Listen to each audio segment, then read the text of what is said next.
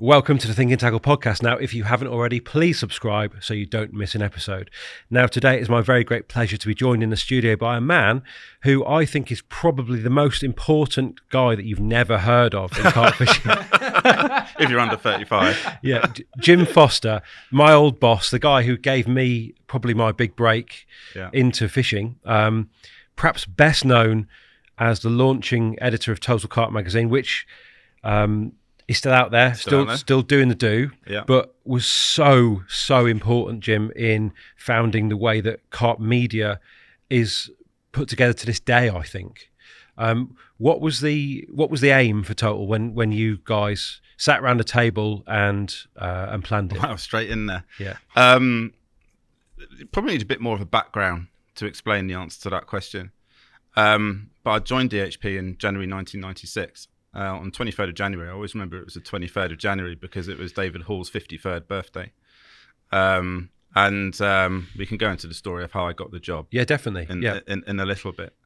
But Catchmore Carp had been purchased by the company Chris Reel, which was the name of the company before it became David Hall Publishing. And it was formerly known as Carp News and Angling Techniques, and it had been launched by Tim Hodges, who David had recruited as part of the purchase, the acquisition, to edit Catchmore Carp.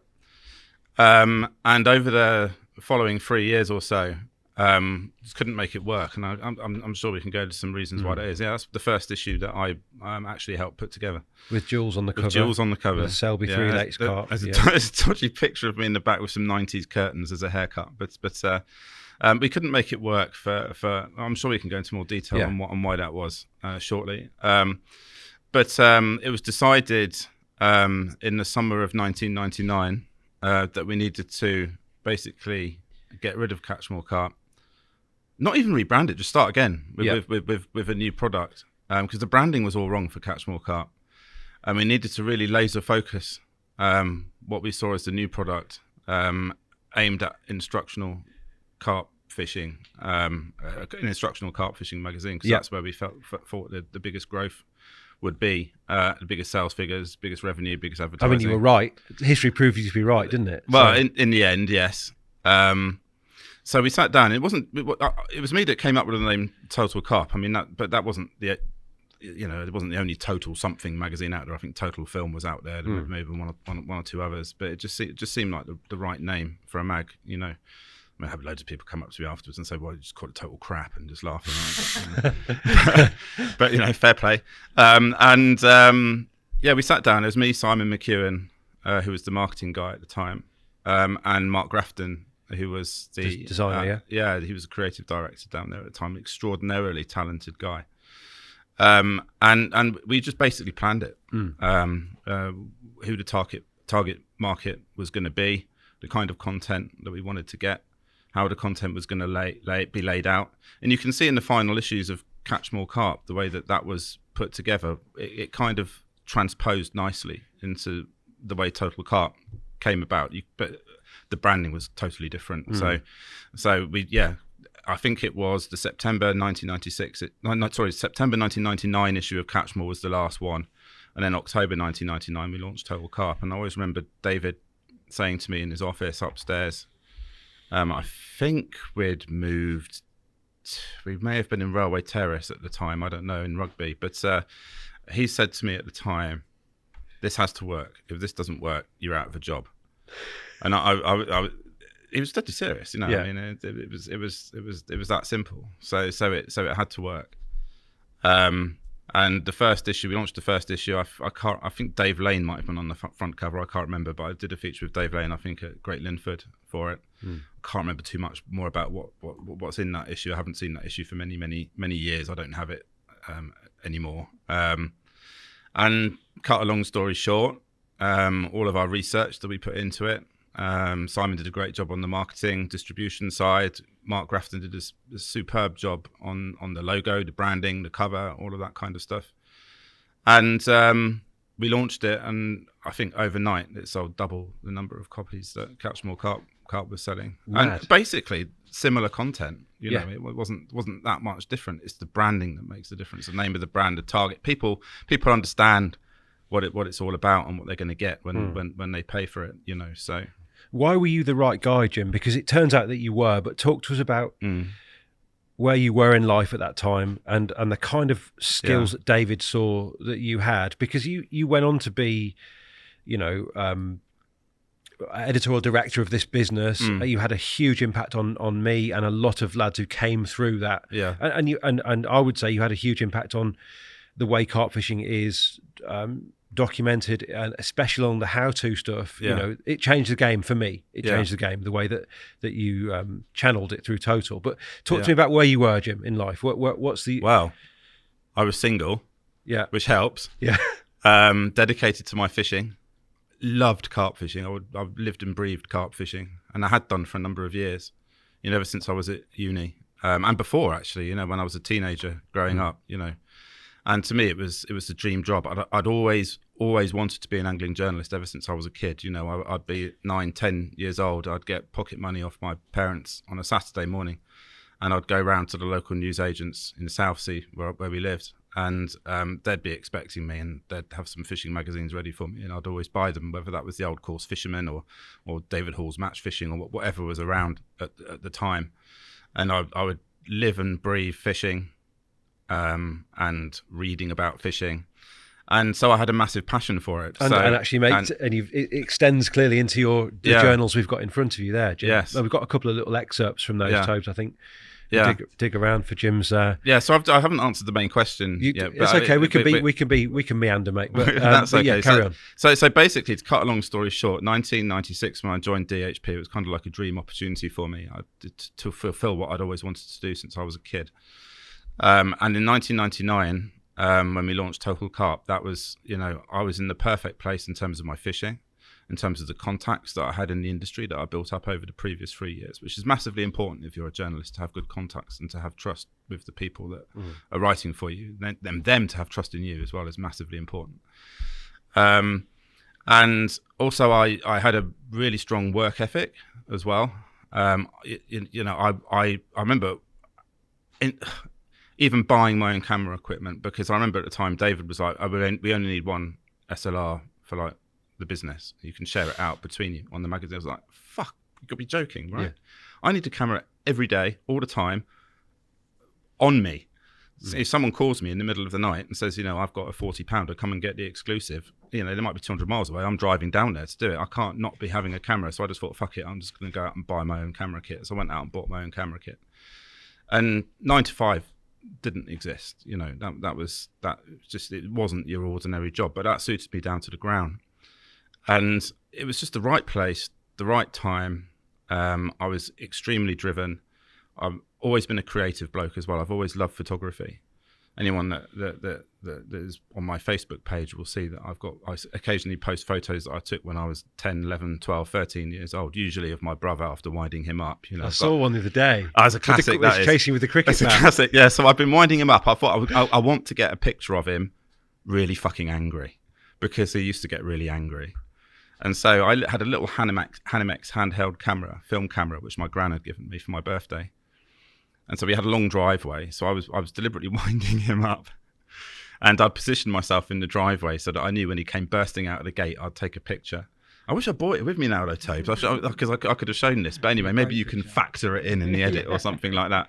And he came bursting out of this gate. What I hadn't factored for was the fact he'd grabbed a cricket bat as a weapon and was holding it above his head like this. And he was in mid-stride, like literally in the air. And I took this photograph, and it's one of the... I look back on that now. It's true documentary, mate. That it's a mask of anger. There's a mask of anger on it.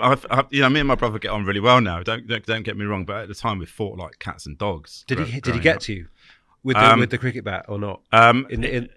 He didn't. No, I literally took the picture, turned round and legged it, and I think I may have been on my bike at the time when I took it. So I was able to cycle off and escape really quickly.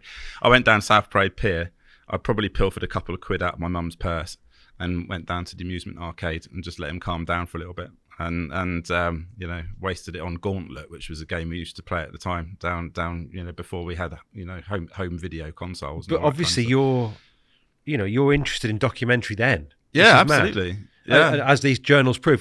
Stick the image up, Toast, of Jim's fishing log. What have we got here? Early one, yeah. Yeah. It's got we've got cod, we've got plaice. I used to record it. That's 1985. So what's the fish? What's the carp then? Why did that make it onto the cover? I don't know where that carp is from. I didn't catch it though. I think I just cut it out of one of the magazines that I bought and just stuck it on. The tench has had a bit of an accident. The tench has been ottered. Yeah.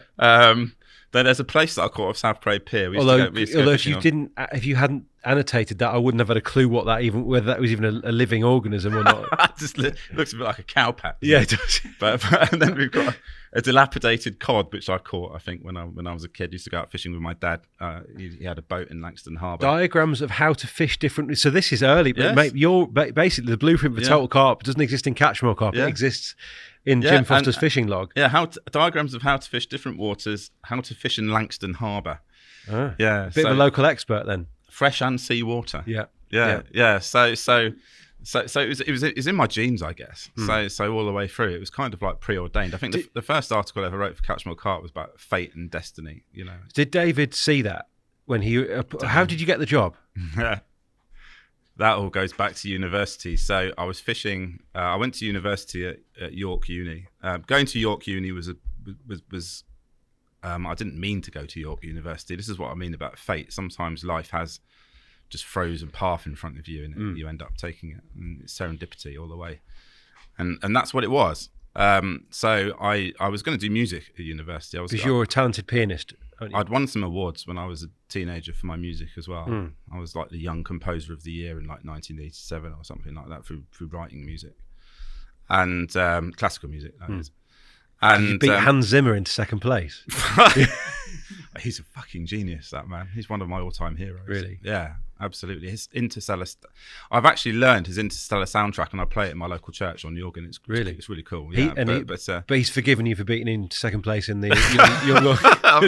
I don't. Well, let's just move on from. But yeah, good old Hans, eh? Yeah. What could have been? Useless carp angler, though. What could have been? I'm sure he looks at Total Carp and thinks, "Oh, fucking missed opportunity there." And he never caught the Annie. So. He never caught the Annie, or had a carp named after him at the Manor. No. But you've thrown me now, Hans Zimmer. So yeah, going back, York University. Yeah. So I did really well on my A levels, which was kind of unexpected. So my dad was like, "You need to apply for Oxbridge." I was like, "I don't know, I want to do that." But so I was like, "All right then." So I applied for Cambridge, didn't get in. Got an interview, which is good. Didn't get in, which is bad. Wasn't myself in the interview. You need to be yourself, and that's what they were looking for. So then I'd really enjoyed studying politics at A level, bizarrely. So I thought, you know what, I'm all right at music, but I don't think I'm not going to be a Hans Zimmer, right? Yep. So I just thought to myself, I'm not going to pursue that. So I took the path, and York University had made me an offer, so I just went there without even visiting the place or seeing it or anything. It just looked nice. Lovely city. Well, the university campus, it's beautiful. Yeah, it is. And the university campus is just slightly out of the city. It's in a place called Heslington. And all of the colleges at the time are dotted around. I didn't know this. They're dotted around a 14-acre lake. And I turned up, and my dad was like, "No," because he could see someone fishing on the lake. And he knew at that time that I was not going to do very well academically at York University, because the whole place was based around a lake that was stuffed full of carp. We've got pictures, Tobes.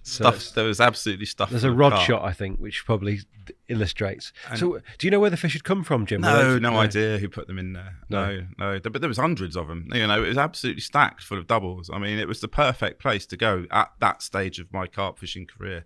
And I've seen, having looked through your pictures, you're under a little brolly a lot of the time. Was it a lot of day fishing, or day only? We were allowed to do one night, but we got banned. That's from the. That's incredible, isn't it? That is a sensational carp. That was, but that's an interesting one actually. That carp, because I only caught that carp once. We did get repeat captures in there. We fished it for 3 years. When I say we, it's me and Colin Davidson, but I'll come back to that shortly. And that was the only time I caught that one, and I stalked it in the margins on breadflake, just basically on under a float. It's a wonderful fish, mate. And it is an absolute stunner, isn't it? And it's probably my favourite carp out of that lake. I don't know how much it weighed. Probably only about 14 pounds or so. But It's one of those memorable ones that you look back on and you just think to yourself, they don't need to be big to be special, do they? You clearly weren't bothered about being seen out carp fishing, Jim. Look at you got the camo hat, you got camo. Yeah. You didn't mind you didn't mind fishing on campus. I struggled with the ladies at the time, to be honest with you, and that's probably why. But I spent more of my time fishing than I don't know where the fuck that hat came from. It's awful. I quite like it. I mean, and you got the DPM jacket, sort of canvas, not canvas jacket, but like a cotton jacket, isn't it? Yeah, that's right. Yeah, a gutty one, Jim. I'd say that one. Yeah, so I caught that one a few times actually. It's about 15, 16 pounds all the time. They never really grew. It had a little hump back on it as well. I mean, what was the big one? The big one? Yeah, I think 18, 19. Did you catch that? No, Colin had it twice. Did he? Yeah, bastard. Yeah. But that swim there was brilliant because there was a bridge which went over the middle of the main part of the lake, so a long bridge, and it connected two of the colleges. I think Derwent and Langwith, if I remember rightly. Not that matters, but what we'd do is you'd cast. It was probably about a 50 or a 60 yard cast, and you'd aim up against the stanchions of the bridge that went into the lake, because obviously mega snags, mega carp fishing, mega carp holding area, and the bridge had a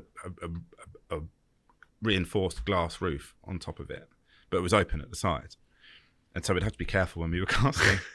Because you'd have a 3 ounce lead, and a crack off could be devastating. Yeah, we never even thought about that. Yeah. Do you know what I mean? Yeah. I mean, we could have killed somebody. Yeah. I mean, literally, we could have killed. Did you hit the bridge? Oh fuck, loads. Yeah. Yeah. I mean, there were quite a few occasions where the lead would fly through. We hadn't seen that someone was crossing at the time. We'd overdone the cast, and the lead would bang into the glass on top, make a fucking terrible noise. The person would shit himself, we're going across the bridge. Was clipping up not a thing then?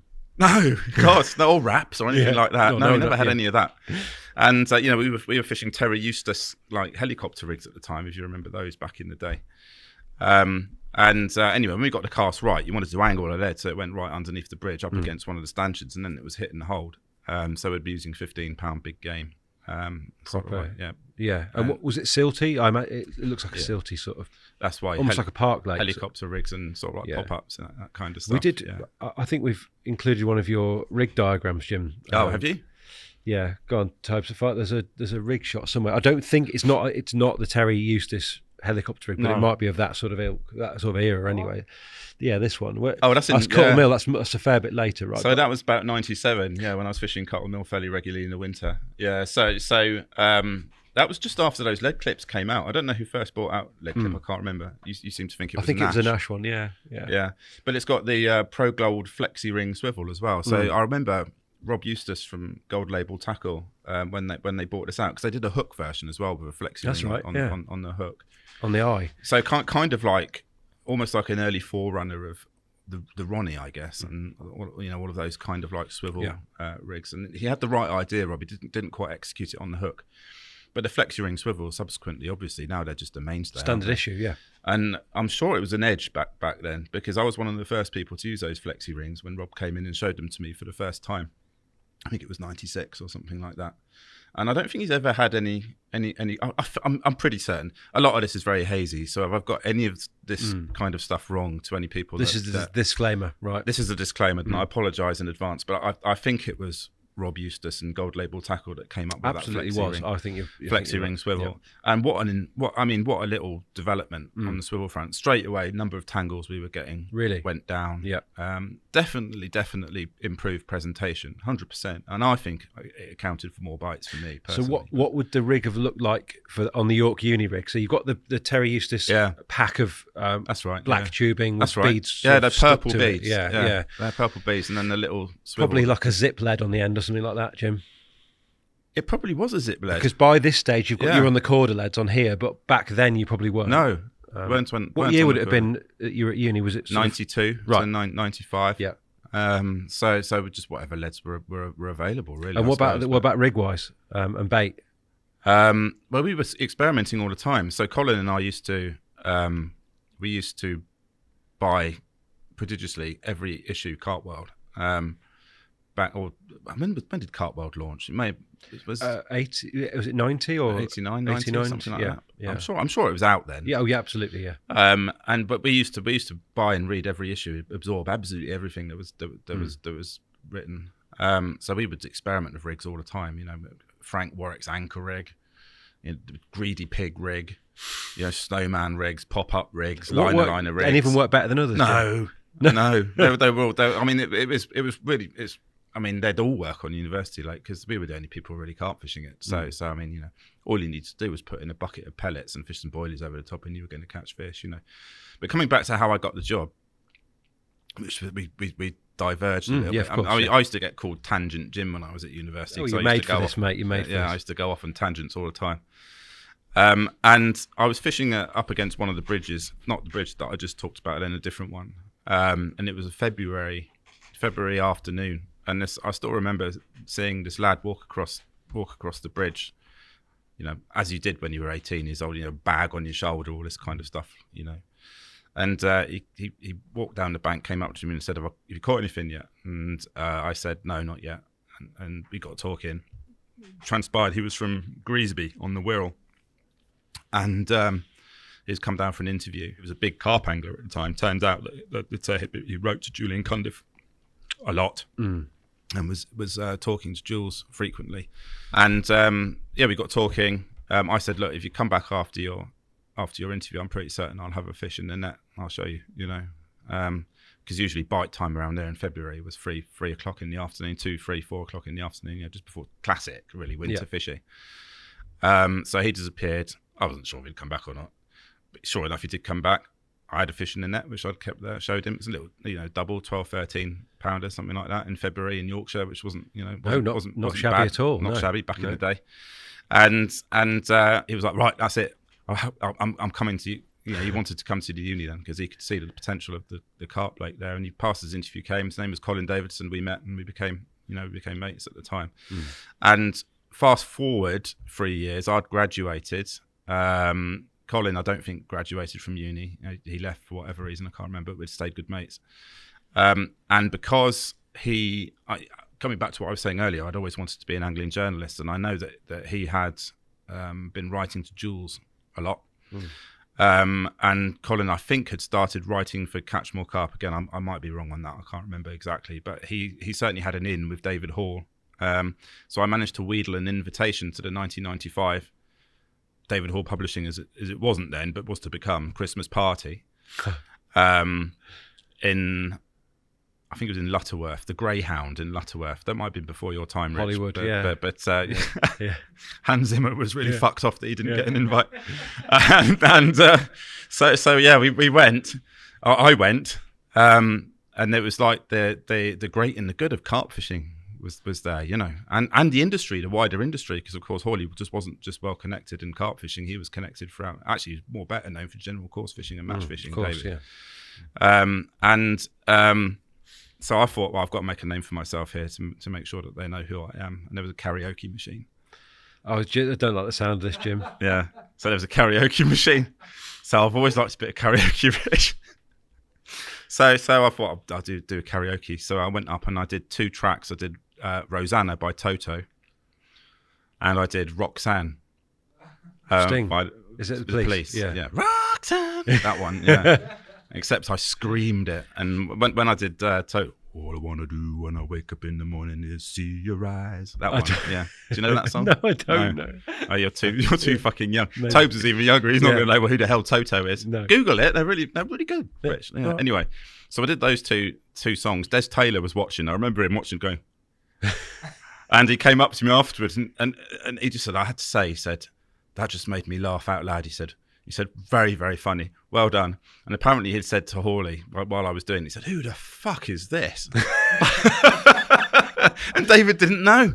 David didn't know I'd managed to wheedle an invite. He didn't really know who I was. And he's like, I don't know, not the right thing. So anyway, I went up to David later on that evening. And of course, by now he knew who I was from the karaoke. And I said, I'm Jim.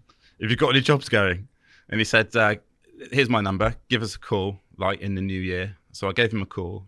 In early January, went up for an interview middle of January 96, and like I say, joined DHP on the 23rd of January on his birthday. Yeah. Talk to me about what kind of a character David was, because you know, a lot of people won't have heard of him, won't understand his influence, but crucially won't know the man. So he was, I mean, it's the word legend is widely used incorrectly in angling, but it's a word that should be used really sparingly to describe people. Mm-hmm. But he was absolutely a legend of angling and publishing. He was one of the most unbelievable characters I think that I've ever had the fortune to know. He was equally as effusive with his praise as he was scathing with his criticism at times. He was a brilliant raconteur, speaker. He could just tell the most fantastic stories. He was a big smoker of weed. And we'll come back to that a little bit, because I do have a bit of a serious message to say on that. But and to him, it was just part and parcel of life, and you know, it was just a soothing. It soothed his edge. You know, he had quite an edge to his personality, and I think that you know, it assisted him in the way that he lived. But I think by the time I knew him, that sort of irascible, slightly scathing side was winning. You know, it felt like, you know, the era that had just been, you know, when you'd left, or you left shortly after I joined, and it had been the golden era then. Yeah. And you know, David was he was slightly different. He was a visionary. He would absolutely have the back of his staff all the time externally if they got into any difficulties, which I did frequently, and being sued once. Not sure if we should touch on that later, but anyway. But he'd have your back. But at the same time, if he could also be on your back, if you became his target for a period of time, he could make your life very uncomfortable. I remember at one time, when my first issue of Catch More Carp as an editor came out, this was as soon as I think August 96 or 97, because Tim Hodges, for family reasons, had to depart the business and go back to Milton Keynes. It wasn't working out for him personally. Mm-hmm. And I remember the first issue coming back where I was an editor, and I was, of course, very excited. This was like a dream come true. I know I was an editor of a national magazine. I was only 23 or 24. You know, I was really in at the deep end. And it came back from the printers in the morning, put on everybody's desk. Everyone was like, "Well done, Jim. Well done, Jim. Fabulous, nice issue," etc. So we went off to the pub to celebrate that lunchtime. I'd had 4 or 5 pints of Stella, maybe not my wisest move. I came back to the office in the afternoon. You know, back in those days, media lunches, you know, you'd pop out for 2 or 3 hours. Sometimes you wouldn't even go back to the office. Especially if deadline's just gone. Especially if deadline's just gone. Yeah. You know, there was a table football table there, and so we used to sort of like play that. There was a little, you know, all of that kind of stuff. Went back into the office, and there was an issue on my desk with post-it pads sticking out of it. Loads of post-it pads sticking out of it. First one was like, "What the fuck were you thinking with this?" The next one was like, "This is green." One after that was, "Why is this green?" And then the one after that was, "This is green too. Why the fuck is this green?" And it was like criticism all the way through on every single post-it pad. There wasn't one thing on there that said, "Well done, Jim, on you. Congratulations on your first issue as editor." And that it was a way of making a point. I never forgot. Mm-hmm. You know, what the advice, I suppose it was. You know, the feedback. Feedback's a massively important part of any job. There's ways to give feedback and there's ways not to give feedback. This is a way not to give feedback, but I didn't forget it. And because I'd had 4 or 5 pints, I suddenly became really angry. I mean, it was like really angry. I stormed into the toilet at the time and punched one of the cubicle doors, broke my knuckles, and like bleeding all over the place. And you know, my girlfriend at the time, who was also at DHP, she had to come in and mop up some of the blood that was on the floor. Not my proudest moment, but I was really angry. So I calmed down, went to see David. We ran through it constructively, and it was a really great lesson actually in how to my first real lesson in magazine craft and how to plan an issue, how to put it together, how to structure it. And David, although he had no formal training as a journalist, and his writing was great, but technically shit. I mean, he was a brilliant writer, a brilliant storyteller, but it needed a lot of subbing. Despite all of that, he knew what he was doing when it came to putting magazines together. And you know, the lesson I learned from that first issue of being an editor, stood me in good stead then from that moment onwards. And I'll never forget that day. That day is seared into my mind. You know. What was the response like, Jim, in the wider industry? Because you had established titles out there, didn't you? In the angling pubs camp and stuff. Did it feel like you were disrupting? Oh, with Total? Yes, with Total. Okay. Yeah. I don't know. I mean, I always got on really well with Tim Paisley and Mary at the time. Bless her. Mary was fabulous. Actually, that is a real similarity that DHP and Angling Publications had at the time is that they both had a matriarch figure that was really the key to both of their successes. So I think Tim, you know, rightly praises Mary and gives her all the credit that is due for the success of Angling Publications from behind the scenes work that she used to do. And she was just a wonderfully kind, beautiful person, Mary Paisley. And she always used to greet me in the same way that she would any friend. Doesn't matter that we were in competition, how it should be, you know. And at DHP we had Cherry, David's wife, who was running things behind the scene as well. So yeah, that big similarity. But in terms of, I never got any sense that they were particularly concerned with what we were doing. I mean, Carp World was probably aimed at a completely different reader market. They had Crafty Carp, which came out actually before Total. And was instructional based. So Total wasn't the first instructional carp fishing magazine. I don't think was Crafty came out before Total. I think maybe slightly, but yeah. Total, so they had that, but again, there was no animosity. I think there was room for everybody. I mean, the magazine market was growing at an exponential rate at that time. Yeah. I want to explore the culture, Jim, a little bit as well, and also the way it felt to you, because like you said, it's your dream job. Yeah. All of a sudden, you're surrounded by blokes who are doing it at the very top level. Talk to me a little bit about the characters that were around, how you found them, how they took to you. Yeah. One of the very first was Kevin Maddox, actually. And David suggested I do a series called The Innovators, where I go and get very, very clever that he would do that, because straight away, you know, I'm researching some of the key players in carp fishing. What was your knowledge like, though, to going pretty into good? that? I mean, you know, the knowledge I'd gleaned, I had done ironically mostly from probably Carp World and Carp Fisher and being, you know, in the Carp Society at the time and all of that. So, so although I didn't know many of these people, it didn't faze me to go and to approach them. That kind of thing's never fazed me. Humans are humans, you know. Everybody's different, but everybody is approachable. And ultimately, at the end of the day, you know, we're just people getting on with our lives, aren't we? So the whole idea of fame, in inverted commas, I don't think there is any fame in carp fishing, but that didn't faze me. So I got in touch with Kevin, and he was an absolute gentleman. I mean, a really lovely bloke. And he was living in his house on the banks of Withy Pool at the time in Henlow Camp, and he said, "Come down, do an interview." So I went down, did the interview with him, and it was just fab. You know, there I was, you know, sat at his kitchen table. You know, I didn't have a dictaphone or anything. The man who created the hair rig, like you're in front of Did them. he, or was it Lenny? Well, yes, but anyway, co-created at best, really. Yes. But you know, but an absolute, you know, superstar of carp fishing at the time, still is in my view. And an absolute gentleman as well. I mean, he was really receptive to me, helped me out loads. Withy Pool at the time was a syndicate, quite an exclusive syndicate. You know, one of the best syndicates to be on in the country at the time. And I just straight away fell in love with the lake as soon as I saw it. I mean, it was just beautiful. What was it like, Jim? Tell us. It was just an atmosphere to it. Really? Yeah. I mean, I know that. I've got the spooky story. You must ask me the spooky story. Let's go. No, not yet. No, yeah. But I mean, the atmosphere was just, you know, it's really, really hard to put this into words. How do you explain something that's almost surreal, right, or ethereal? You know, it's really hard to explain that.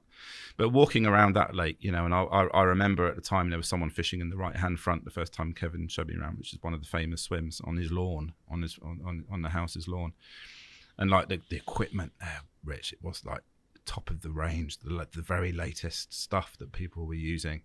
And like to think that there were probably 2 or 3 40s swimming around in like the 4 acres in front of me, backed up by 20 odd 30s or something like that, in a lake like that. That was really, really top. I mean, these days, of course, that's not really much at all, but back then it was a big deal. It was a big deal. And it was just the atmosphere of the pool, because I think with the history of Withy goes back way before Kevin. I think Dick Walker used to fish it. I think Jack Hilton used to fish it. Yeah. So it's really got historic Malin's pedigree. pool, it was called as well before that, wasn't pool. it? Yeah. Yes, absolutely. Yeah. But not after Rob Malin, was it? His grandfather. Was it Rob Malin's grandfather? Yeah, because he's from that Arsley area. This is why you should definitely be the new Chris Ball.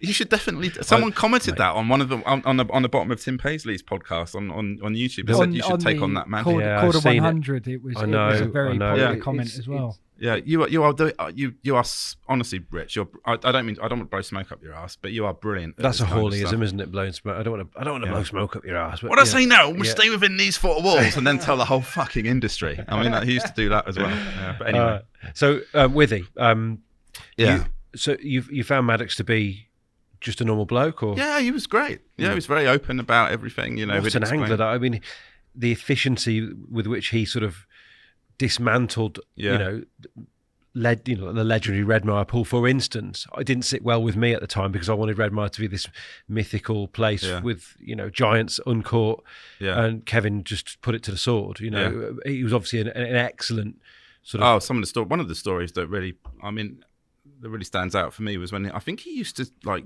scuba dive or something in the lakes as well. He did a lot of underwater filming really, really early, didn't he? And I remember one time, he was saying about baiting up, and he will say a lot of the time, in his opinion, your hook bait is the last to be taken after all of the freebies. And a lot of the time, he'd bait up and he'd go out and look in the water and you could see all the bait there, and then the carp would come in, demolish everything, but just leave the hook bait. And it's like, well, why hasn't that been taken? And to me at the time, as like a 23, 24-year-old, carp angler who's just so excited about, where my carp fishing is going, that kind of thing, although basic now, thinking about it now, was just like, wow, this guy is just like on a different level. On a different level, yeah, absolutely. And he invited me to fish at Withy Pool, with the syndicate as a guest of his.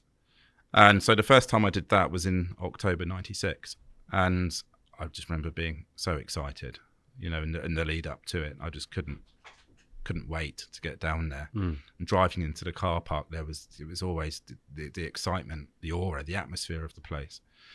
And when I turned up, I think, memory again is just hazy, I think it was a Thursday, I think. And I planned to fish Thursday night, Friday night, Saturday night. And the lake wasn't too busy when I turned up. I had a walk around, fancied a swim called the Boards round the back, which gave a lovely 40 or 50 yard cast onto the side of one of the bars. There's a bar which goes right out in the middle. On each side there's a deep hole where they used to extract the clay. And you always knew when you're on a good spot there, because your lead would come back with clay on it, and the carp used to rub themselves on the clay. You could see them when you were watching on their sides and all that. So I did that. I was fishing my old 2 3/4 pound Harrison ballistas at the time. I had some shitty old bite alarms, some Browning ones. They were a bit. Didn't even think that was a thing, mate. Browning bite alarms. I think they were Browning anyway. Yeah. But they were tiny. They were like this, and they good poles back in the day, but maybe not known for their carp fishing. No. But they made this horrible fart noise when you had a bite, like that kind of thing. Like you're squeezing one out. But so anyway, middle of the night, I'm fishing with a John Baker plum boilie, which wow. John I think someone had bought out this jelly stuff which I'd added some John Baker plum flavour to, and I was soaking my baits. I was fishing a snowman rig, and I think I was fishing snake skin hook link, because it wasn't long after Dave Chilton had bought that out. So like as a combi link, so just exposing the last inch as multi-strand, I think it was in snake. That's skin. Right, the first one, yeah. With the fiberglass, the sort of fiberglass reinforcing bit that you can sort of snap off. Yeah, bulletproof, as Dave Chilton used to say. Got to have a bulletproof vest. Yeah. So anyway, I'm fishing a snowman rig, cast it out. I don't know how deep it must have been, 9-10 feet, something like that. On the side of this bar. On the side of this bar, landed with a good donk. I knew it was a good spot because I'd been reeling the lead back in, and there's clay on the side. So to me that was a good area with my limited knowledge of carp fishing at that time. Middle of the night, I think it was on the Friday night, I can't remember, or maybe on the Thursday night, I can't remember, but a couple of beeps, beep, beep, beep, slow take, leaned into it, big fish. I knew straight away it was a big fish. And it was a long, drawn-out fight. Eventually, one of the guys who was fishing next to me, because by that stage the lake had filled up a bit and most of the swims were taken, a guy called Stewart, who was a syndicate member at the time, can't remember his surname. He was fishing him on Bob Baldock's old favourite swims right in the corner next to the snags, and he came over and helped me out, netted it, helped me get it sacked up, and he said that's a fish called Joey. So we weighed it, I think it was 36 or something, and that was a PB for me at the time. Absolutely massive, mate. There it is, yeah. Oh, there you go, 28th of October 1996. 1996, 36.12. Yeah, that's a big carp, mate. For then, yeah, that's nationally big, isn't it? Yeah, look how young I look. Well, you're in your 20s, aren't you? Yeah, Shimano. Oh yeah, looking at the Shimano top. I mean, Shimano were big players back then. I mean, they probably still are big players. Yeah, but a great company, Shimano, back then. They used to look after the journalists really well. I remember going on a go-karting day. Really? With Shimano, yeah, and you look back at the picture, and there's quite a few faces that are still around the trade, like Joe Wright and Pat McInnes, and yeah. Have you got the vid?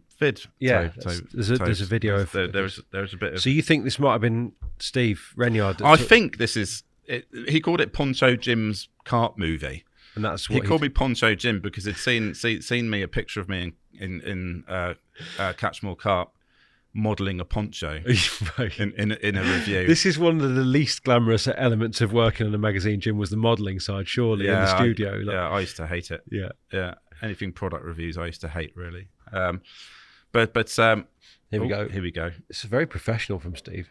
Yeah, there I am. Look. That's you. I didn't even notice that was you to start with, but now look at that old sort of like handheld film. What's that, a Nix mat as well? That mat was actually cutting edge at the time. Yeah. These days, you would not be fishing without a proper cradle, It's a big carp, mate. It's a big carp by today's standards, even you'd say. I shudder at this point because there's a bit where it flaps, and it's kind of like the last thing you want to be doing with all of these syndicate members around. Oh, of course. And Kevin, you can hear Kevin speaking in the background, is just like dropping it and stuff. So it did flap a few times, and I look at it now. There's nobody with a bucket of water. And these days, you would have somebody with a bucket of water there, and sort of like just be making sure it stays oxygenated. Oh, you've done all right there, mate. You controlled him all right. It still makes me. Yeah. Do you know what I mean? And at the time, I was shitting it just there. How many lads are in the background here? Sort of half a dozen. Yeah, half a dozen. Yeah, Steve was there videoing. I think there was Steve's mate who he used to fish with all the time. I think there was the head of the syndicate. I can't remember his name. Someone Gray, I think. Phil or Dave Gray. I don't know. Kevin, that's him there. Yeah. There's Kevin. Dave was Gray. There as well. Is it Dave? It rings a bell. Did he fish with his wife? Did he ever? I don't know. But apparently the fishing hut's still there, even to this day. Really? With pictures still in it. Yeah. Mega carp, mate. Yeah. You can see the hook hold there as well. Yeah. But how vivid is this for you now? Like, can you sum up any of this moment, Jim, all these years later? No, not really. I mean, it's like I see it and I remember it. But if I hadn't have, how did you even get this footage? Like, I got in touch with Renyard afterwards and said, "Can you?" He sent me it on VHS, big VHS tape. So I then sent. Actually, my wife she sent it off to get it converted digitally. So that's how we've ended up with it now. And sort of like it's MP4 lovely to have, mate. It was there's not a lot of footage from the 90s that that's survives, right. This has never been shown before. Yeah, either. No one's seen this. Exclusive tapes. No one's ever seen this. So it was This was my. It's incredible quality. Yeah, it's really decent. Yeah, well, Renyard back in the day, he insisted on the best. Yeah. But I even forgave him for being a Southampton fan. But as a Pompey fan, yes. I'm surprised you come from so it's amazing how long we keep. This makes me feel. It's only a few minutes, isn't it? I mean, I think that's fairly common. I mean, you can wind it a bit, toast to the bit where I'm sticking it back or something. But see, it's 5 minutes long, mate. That's absolutely fine, in my opinion. There you go. Yeah. So look, I didn't have. So you've got rid of your DPM jacket and hats from York, and you're now like decked out in Shimano. I know. Yeah. Yeah. They got to me at a young age. Yeah. Shimano. You see, the key players in the trade, their marketing was very good because they would know we were influencers or future influencers of the time, and they would send us stuff. Actually, Danny was the very first person to send me a blag.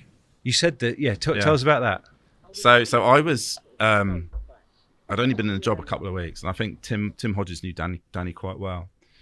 And Danny he wasn't long into the setting up of Korda, and I think he may well have just been making the leads in his flat or wherever he was. He used to do it above the Nat West or something. I think he used to live above a Nat West or something, or he worked for Nat West. I can't remember what it was exactly, but he'd make the leads in his flat, I think. And I was just working one day in the office, and there was a delivery for me, and it was a bucket, and I thought, who sent me a bucket? And I went to pick it up, and it was like, couldn't hardly pick it up. There were so many leads in there, and there was just a nice little note from Dan which said, "Good luck in your job. Anything you need, give us a shout." I've never forgotten that. He was the first person to do that. A lovely gesture. And I don't know if I ever really thanked him properly for it, but now's a good time to do it. So cheers, Dan. Never forgotten that. And he does watch these, so he will get. Yeah. Yeah. It's the very, very first person to ever send me anything. And coming here today, from that, where Korda was then, to this place. I mean, geez. Congratulations to Dan and the team. I mean, it's not just one person that can do something like this. Obviously, it's a whole team, but it has to be driven by Dan. Absolutely. And it's just. What an achievement. I mean, just absolutely incredible. I mean, the size of this place now. There's a gym upstairs. They've got a gym. You can even go on a treadmill. I mean, it's like lunchtime at DHP. We'd go off have 4 pints of Stella. Here you go to the treadmill upstairs. I mean, but I like though, Jim. That's been a journo in the 90s. Surely was all about the pub, and then the railway club afterwards, right? Didn't go to the railway club very much. Went back to Hawley's house. To the pub. I remember. Yeah, Hawley would entertain in this house, and then scurrilous guests would appear regularly while we were in there. I don't know who. This guy called Jim Johnson. I can't remember what Jim Johnson used to do. Some kind of retailer or something. He used to advertise, and he was a right character. You're going to have to bleep this bit out coming up when it comes, because this is definitely a word which you do not want to include. But me and Hodges were sat in Hawley's front room. And David had gone, "Small drug, my dear," and brought out Great Expectations and all that kind of stuff. So we were sharing one of them, having a glass of red, waiting as Cherry cooked dinner for us back in the back. And then suddenly in the window, there's two geezers appear. One bloke with a long ponytail, looks like proper, a little bit woo, a little bit wah. Literally off the Fast Show. Literally off the Fast Show, like 1990s. It was one of Hawley's favourite comedy shows as well. We used to watch that after smoking one of his small drugs, and used to piss ourselves laughing. But anyway, David was like, "Oh no, I don't think he really wanted these people to visit at the time." But anyway, they called by. They came in. Cherry wasn't expecting them, so she was pissed off because she had to cook for 2 extra people. But they were advertisers at the time with David. They walk in, and the first thing that I always remember it. They walk into the front room where I was. There's me and Tim Hodges sat next to each other, and Jim Johnson just looks at us, goes to David, and said, "Who are these two?" That was the first thing I ever heard of this guy, and I was like, "Oh, who is this? Who is this bloke?" What was David's response? "Oh yeah, this is Tim, editor of Catchmore Carp magazine, and this is Jim, deputy editor. Oh, nice to meet you," and all this kind of stuff, and all that. But it was like, oh, okay. So is this what the angling industry is like? I hadn't long been in the job there, and it's like stuff like that used to happen all the time. I think the day I came for an interview at DHP, we went to the pub. I missed that. Obviously, that. Yeah, in Rugby. Yeah. There was a pub you all used to go to. I don't know where it was. What was it? You must remember the name. In Rugby? Yeah, near Hawley's place. Near Hawley's house was a pub around the corner. I don't remember the name. But anyway, but I remember the pub. Yeah. So I vaguely remember your interview as well. Your CV was very impressive. I think I wrote something. It was impressive. That might have sounded like I was being sarcastic. I wasn't at all. Your CV was very impressive. I thought, fuck, this guy's got a master's. He's way too qualified. But I thought... But it came across very clearly from the interview, just what a knowledge you had of carp fishing. And the same route as you though, Jim, just red stuff, Yeah. Especially growing up in the Northwest, we didn't have really great carp fishing. So it was, a lot of it was, yes, I went and caught little ones, but... Yeah, encyclopedic rich. Yeah, it all went all right, mate, in the end. But it did. They were the quite often say they were among my happiest working memories with DHP. Yeah. Well, you were exactly the kind of person that I wanted to employ at DHP because you were enthusiastic, intelligent, knowledgeable, and a good person. Decent football, and put you on your face at football. Well. Yeah, so just a quick story. We're going to spend a good 10 minutes on this. No, we're not going to spend 10 minutes. I'll go quite quick. So we used to have the young versus the old football match at DHP, and by that stage I was in the old camp. We'd both be in the old camp fucking now, ancient camp these days. Yeah, but the Zimmer frame camp.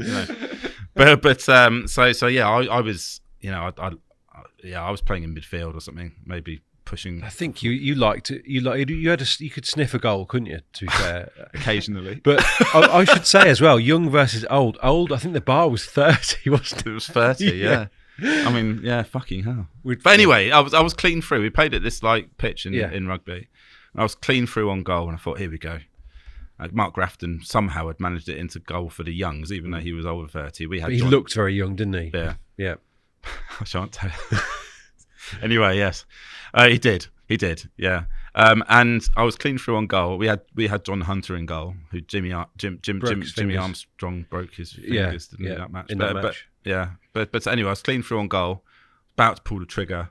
Then it was like being hit by a tsunami or a comet or a meteorite or something, or a boulder rolling down the side of a mountain, and it's big Richard Stewart comes steaming into me, and I just landed on my head. You went up in the air, didn't you? You went up in the air a bit. Rolled multiple times. Landed on your face, on the side of your face. Landed on the side of my face. Sounds like a penalty, this. Really. Well, exactly. That's what I said. This is what it sounds like. I think by today's, if it was refereed today, it was a pen. Because he took me from behind, so to speak. I did. Tobes. Yeah. Do you know what I mean? Took the ball and the man. Well, I don't know about taking the ball, but he certainly took me.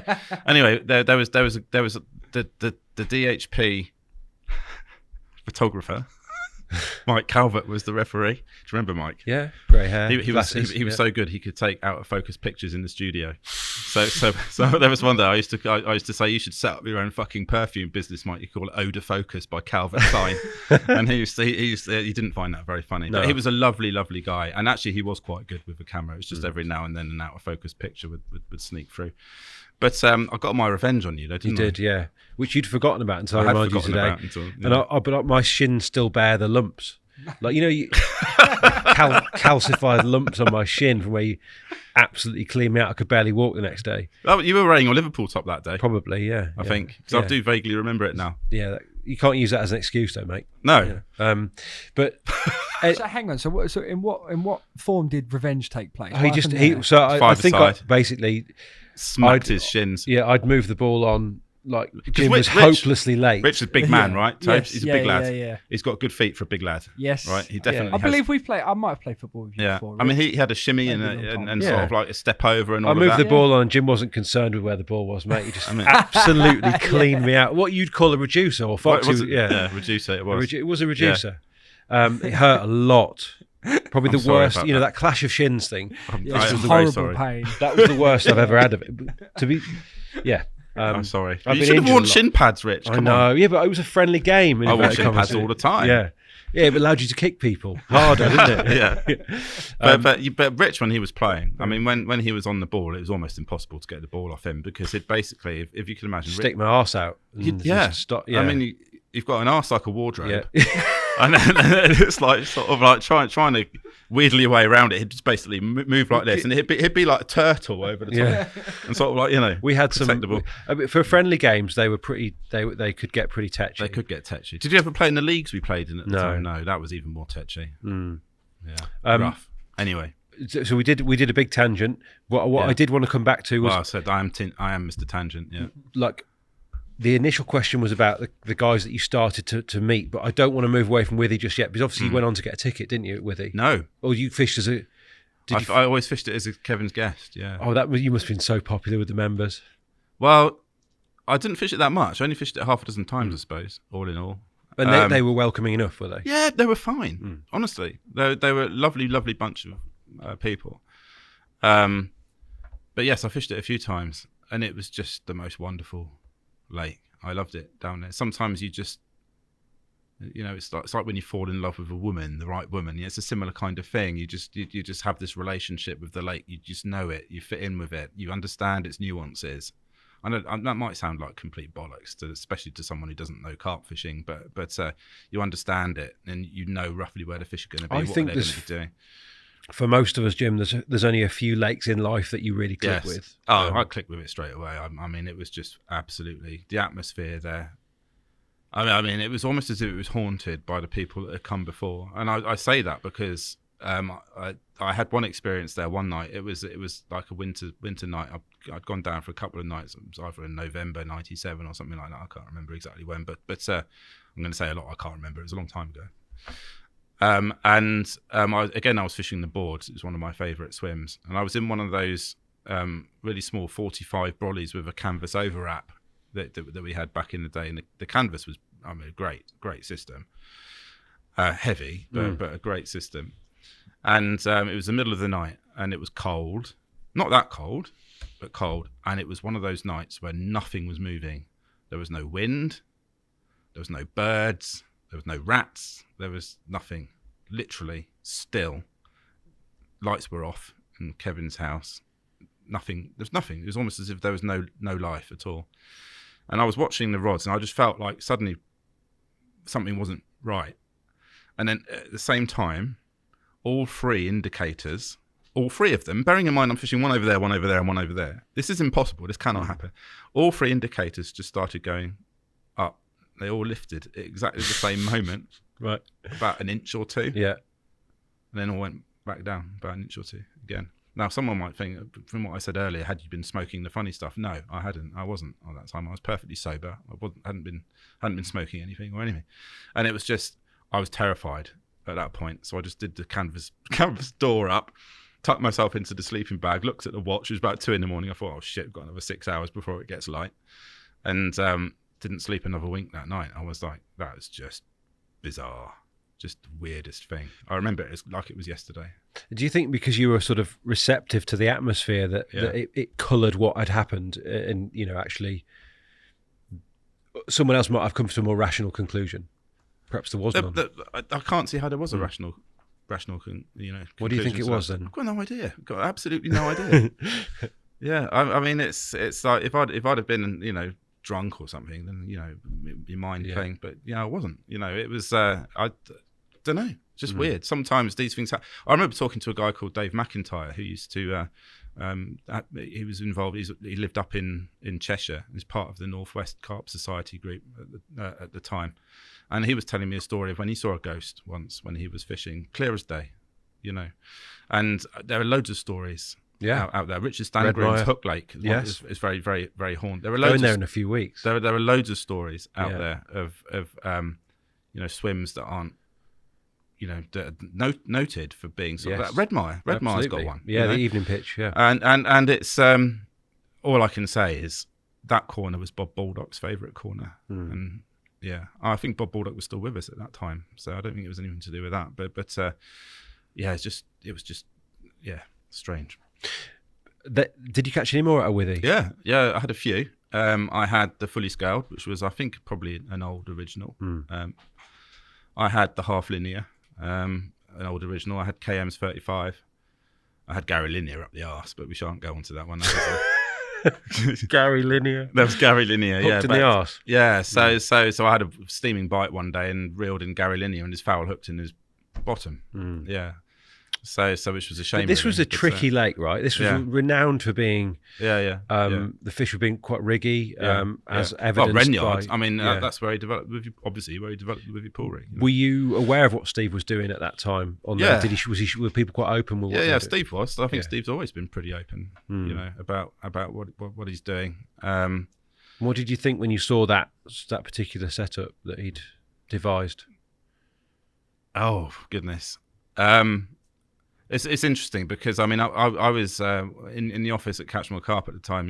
Tim Hodges was very much of the view, very strongly of the view that rigs didn't really matter much, and it was just not, and the size 8 B175 was all you needed. And on the other hand, you had Steve coming up with rigs like that, with the curved shrink tubing and the little ring and the pop-up attached to it.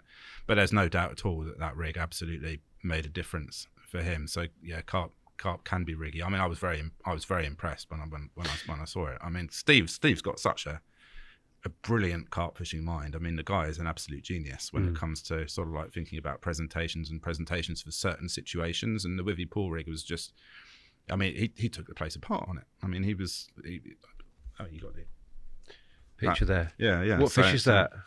Oh goodness, I can't remember. Oh, that's terrible. You should know. But he had 230. It's not Joey. I think it's Joey again, isn't it? It's not Joey. You sure? No, it's not Joey. It probably That'd be says embarrassing, in there. wouldn't it? It probably says in there. Yeah. But that was I went down to do a feature with him, 1999 after Withy had gone day ticket, and he had 230s in a day, I think, or in a session, which was very, very unusual at that time, live for the cameras to do that. So he was one of the first to do that. And this was the sort of thing that you were trying to achieve with the DHP titles, and it continued into the time that I was there. Like, okay, you've got Carp World was very much supplied.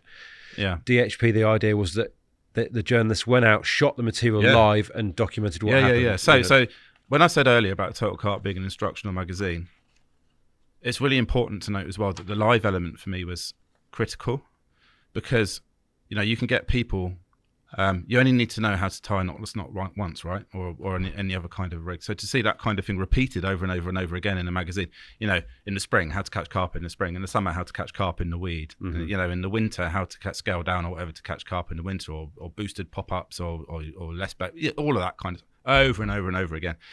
But my thinking was that if we could combine that kind of instruction, but only as a part of the magazine, and have the story element in there as well. The story element's always been really important for me. I've always liked telling a story. Every feature really should tell a story. And so if you go out there and you do it live and you're with the angler for as long as you can be with them, actually, then you document what actually happens. No two sessions are ever the same. You've always got something that's unique. So thereby, whenever you bring out a magazine, yes, you can have some repetition in terms of the instructional stuff, but you've always got something that's unique. You're telling the story of what actually happened on that day. So you're killing two birds with one stone. I loved all this stuff. For the benefit of those that can't see, this is actually Steve's article from Withy. It's called On the Bank. Oh, yes. And you've got it's broken up into time slots. That's right. And in a way, it sort of presages what would go on to become the kind of obsession with video that we now have. This is the best we could do then, wasn't it? It was this kind of as it happens, and showing the decision making. I mean, most people probably internet was still dial up back then. Yeah, boom, boom, boom, boom, all that shit. People didn't have mobile phones. Mobile phones were just starting to come in then. They were starting to become affordable. Huge things, yeah. But they weren't like it wasn't the internet that's killed magazines. Well, it is, but it's mobile phones that have killed magazines, and there's because people can just access stuff and content, and you're on your phone all the time. You only got 24 hours in a day, and it's like there's a direct correlation between the iPhone coming out in 2007 and the number of magazine sales in the UK. They reached their peak in 2007. That was the zenith of the print industry. That was the absolute peak. Same year as the iPhone came out. Every year since then, decline, exponential decline. And now we're at a stage where print is, we've lost loads of titles at the company where I work now, or sold them because they're no longer viable. You look at some of the carp fishing magazines that used to be. Advanced Carp Fishing's not around anymore. Carp World's not around anymore. Crafty Carper, etc. They're all gone. It's just symptomatic of the times. Of course. But we're still in the heyday, Jim, at the moment for this, the purposes of this, and stuff like this where Steve is catching fish live. Yes, yes, Crafty did some of this as well, but this is where you'd positioned. Yes. This is what you're putting all your chips on, basically, when you move this from Catchmore into Total. Yeah. Most of them, yes. Also, editorial integrity. Right. Crucial for me. It's one of the reasons why I left DHP in the end. Because you couldn't do what you wanted to do. Well, we all had that. The problem that we all had, and it's the age-old balance between advertisers and editorial. But to me, readers always come first. Yes, every time they should come first. You should put their needs at the top of the tree every single time, and then if they trust you and what you're writing, they keep buying the product. If the product's good enough, then the advertisers should follow because you've got the reach, right? And you're the influencer. And it shouldn't make any difference. It feels like these are arguments that you would have had with David. Oh, all the time. I lost. I think he was the owner of the company. I was never going to win an argument with him. I mean, it's like I had regular shouting matches with David, but we'd always, our relationship was very love-hate, I think, Do you think that he respected you because you stood up for yourself in those situations, or would he rather you just? I don't know. I mean, it's I was never going to back down on some of it, though. I mean, there was part of the death knell for me was when we were told one day that we weren't allowed to write bad reviews anymore. I mean, we never wrote bad reviews, but we'd write critical reviews, constructively critical, which I think was it's an important part of it, but we'd never go out to slag a product off for the sake of it. But he said no more bad reviews. And then slowly but surely, advertisers, the power balance shifted. And you've got to review this, you've got to review that. This is what you've got to review. It's all got to be positive. You have to review this because then they'll advertise on the back of it. And to me, that puts editorial integrity at jeopardy. And for me, that was just I didn't sit comfortably with me at all at the time. And as an editor in chief, as I was then, I was I'm not sure I can do this, if that makes sense. And also DHP coming towards the end of my time there in 2007, Facebook was just coming out, Twitter was coming out, iPhone was just coming out, the internet was growing. Sites like Fishing Warehouse, I don't think that exists anymore, does it? I don't know, but anyway, they were quite big at the time, and you could see then that DHP needed to start thinking about diversifying. And it just wasn't. In actual fact, I think David was banning people from going onto social media, not allowed to talk about apps and stuff. I think famously thought Facebook would blow over. Oh, did he? I'm sure Zuckerberg's quaking. Yeah. I don't want to leave DHP yet because this is really where the center of your sort of influence rose. We haven't talked about some of the anglers because you were fairly fundamental in shaping people's careers, really, and lads who are still around today. Load of people. Exactly, yeah. Talk to me about that. What did you see in people, and how did you? You've already said I've always had a good eye. Right.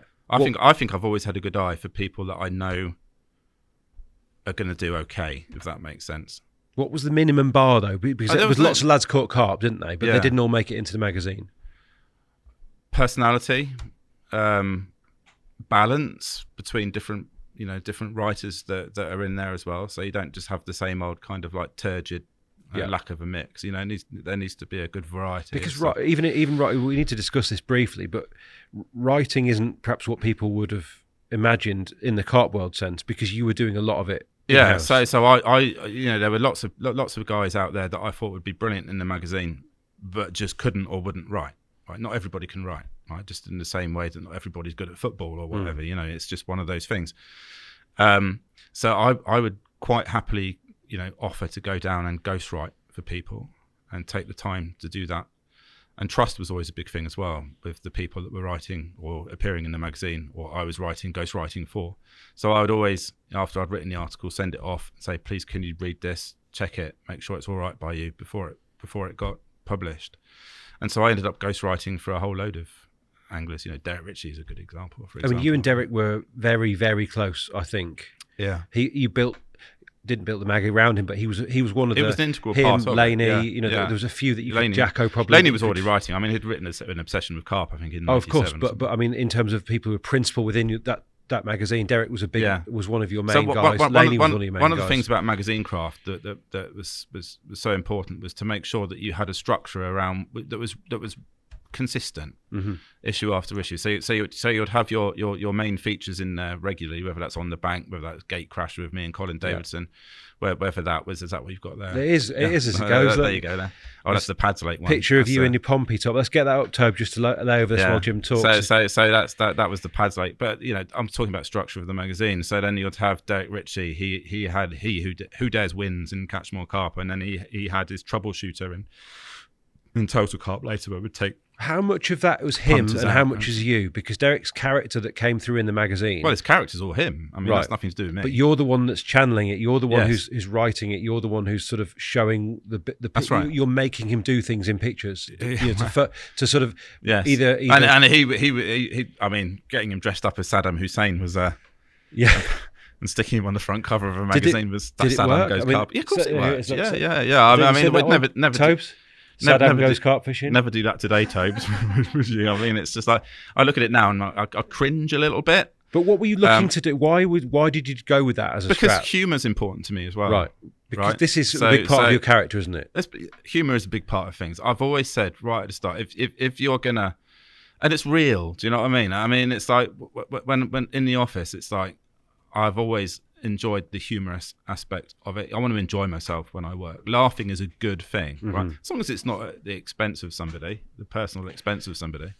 Oh yeah, that's the Pads Lake fish at the time, and that was Ian Welsh came round actually. I think he was running it at the shooting match at the time, and the previous day he'd come round and said, "I think you're going to catch the biggest fish in the lake, Jim."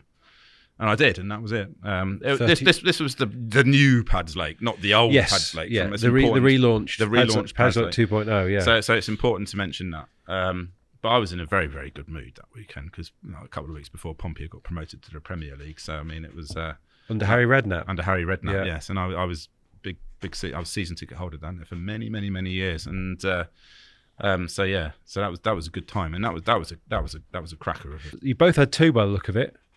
You and Colin. Were you guys must have been a little bit competitive when you were out on these gatecrasher things? At times. Because you're kind of, I feel like you are a competitive guy. Oh, maybe. I was back then for sure. I mean, it depended who I was going to be, in competition with. So, I guess I was driven. I wanted Total Carp to be number one. Just internally, obviously, we had the competitor in Advanced Carp at DHP as well, and which was edited by Bob at the time, Bob Roberts, and I was driven to sell more copies than Advanced Carp, which I think must happen quite quickly, Jim. Is a natural thing, right? Within, I mean, I know for companies that I've worked with subsequently that have got competing titles internally. I mean, talking trail and country walking at Bauer Media, for example. The editors are determined that they want to sell more than their mates. They're still their mates, but on within the business. And I was like that. I wanted Total Carp to be the biggest selling carp fishing magazine, not just in DHP, but that was my primary driver. First of all, was to make it the biggest selling mag in DHP, and my secondary driver was to make it the biggest selling magazine, carp fishing magazine, in that sector, in the magazine market, and did both. So I think Mark Coulson then took it on to sell even more after I left. I think it got up to 23,000 newsstand. 26, I think. Was it really? Yeah. 26,000 newsstand. I mean, that's crazy. I mean, these days, publishers would kill for a circulation like that. But this is why it was so influential, and actually is why that you were able to shape the careers of these guys. Yeah, completely. Yeah, I mean, but it's a two-way thing. I mean, they helped shape mine as well. I mean, absolutely, it was almost like a symbiosis. Yeah, that I'd do well from them, they'd do well from me. The important thing from me was to make sure that the magazine craft was good, the magazine looked good, the content was good. It was aimed correctly at the readers, so that they were given something that they wanted as well. But yeah, it shouldn't be understated the fact that in the early 2000s, this was the main vehicle in which people learned about carp fishing techniques. We were the influencers of the day, myself and the people that wrote in the magazine, because the internet was still in its infancy, really. I mean, it was growing rapidly, obviously. And you weren't shy of being, as it's proved here, you're on the cover. Yeah. You weren't shy of being that guy, of being out there and putting yourself out there. Yeah, you were clearly confident in your own abilities as well. Less so from I've never been one of the best carp fishers. I always think of myself as a jack of all trades and a master of none, really, because I think that if you're going to be a master at something specifically, then you kind of have to be doing it for a lot. and I've enjoyed doing lots of different things in my life. So it's not just carp fishing. I love fly fishing for trout, salmon, sea fishing as well. And so I've never really been a master of carp fishing. I've never, not even close. I'm not even close to someone like, Dave, you mentioned Dave Lane a minute ago while we were just having our break. I mean, hardly anyone is, though, in your defence. Well, yes, but I mean, it's I set high standards for myself for sure, and certainly when it comes to magazine craft, I was driven to be the best that I could be, and I think out of all the things that I've done in my career, I still think that Total Carp is probably my biggest achievement in terms of launching that and taking it to where it got to when it did. Who were the guys you enjoyed working with the most? Who you had that instant chemistry with? I enjoyed working with all of them. Yeah, I mean, there wasn't anyone that I would say, oh, fuck it, I've got to go fishing with this bloke. Because today. you were calling the shots, right? So if there was that situation, you wouldn't go back down that route. Yeah, I mean, there are always going to be characters in every walk of life that you're in that you don't necessarily click with. I think there are people out there that haven't clicked with me. I mean, that don't like me. I mean, that's just how things are. It's not very nice when that happens, but I've learned to accept that does happen, has happened, and it's just part and parcel of life. But I certainly wanted Total Carp to be full of people that I generally got on well with, and they trusted me to look after them, and they certainly looked after me. I mean, it was, and Hawley looked after me as well. I mean, coming back to Hawley, I think it's important to say that if you're going to do well in a career, you need a couple of things. You need someone to give you opportunity. You need someone to believe in you, to really believe in you, and you need someone to mentor you. And I think if you have those three things, then you've got half a chance if you've got talent as well. And certainly at DHP, when it was at the beginning, Hawley was so supportive of me, and he would back me up all the time. Yes, we would have our raging arguments and disagree on stuff, but he believed in me like nobody else has in my career, and I think that's one of the reasons why it was such a success. He gave me basically a free rein to go out and sort of like do what I felt I needed to do to make a successful magazine. There wasn't much in the way of meddling. Every now and then there was, I mean, I gave you the example earlier of that first issue when it came back from the printers and stuff. When he needed to intervene, he intervened, and occasionally when he intervened, I disagreed with that intervention. There was a picture that Pat McInnes took once of Dave Lane casting, and I thought it was a fab picture, so I put it as a whole, single page, single page, because it had movement on it.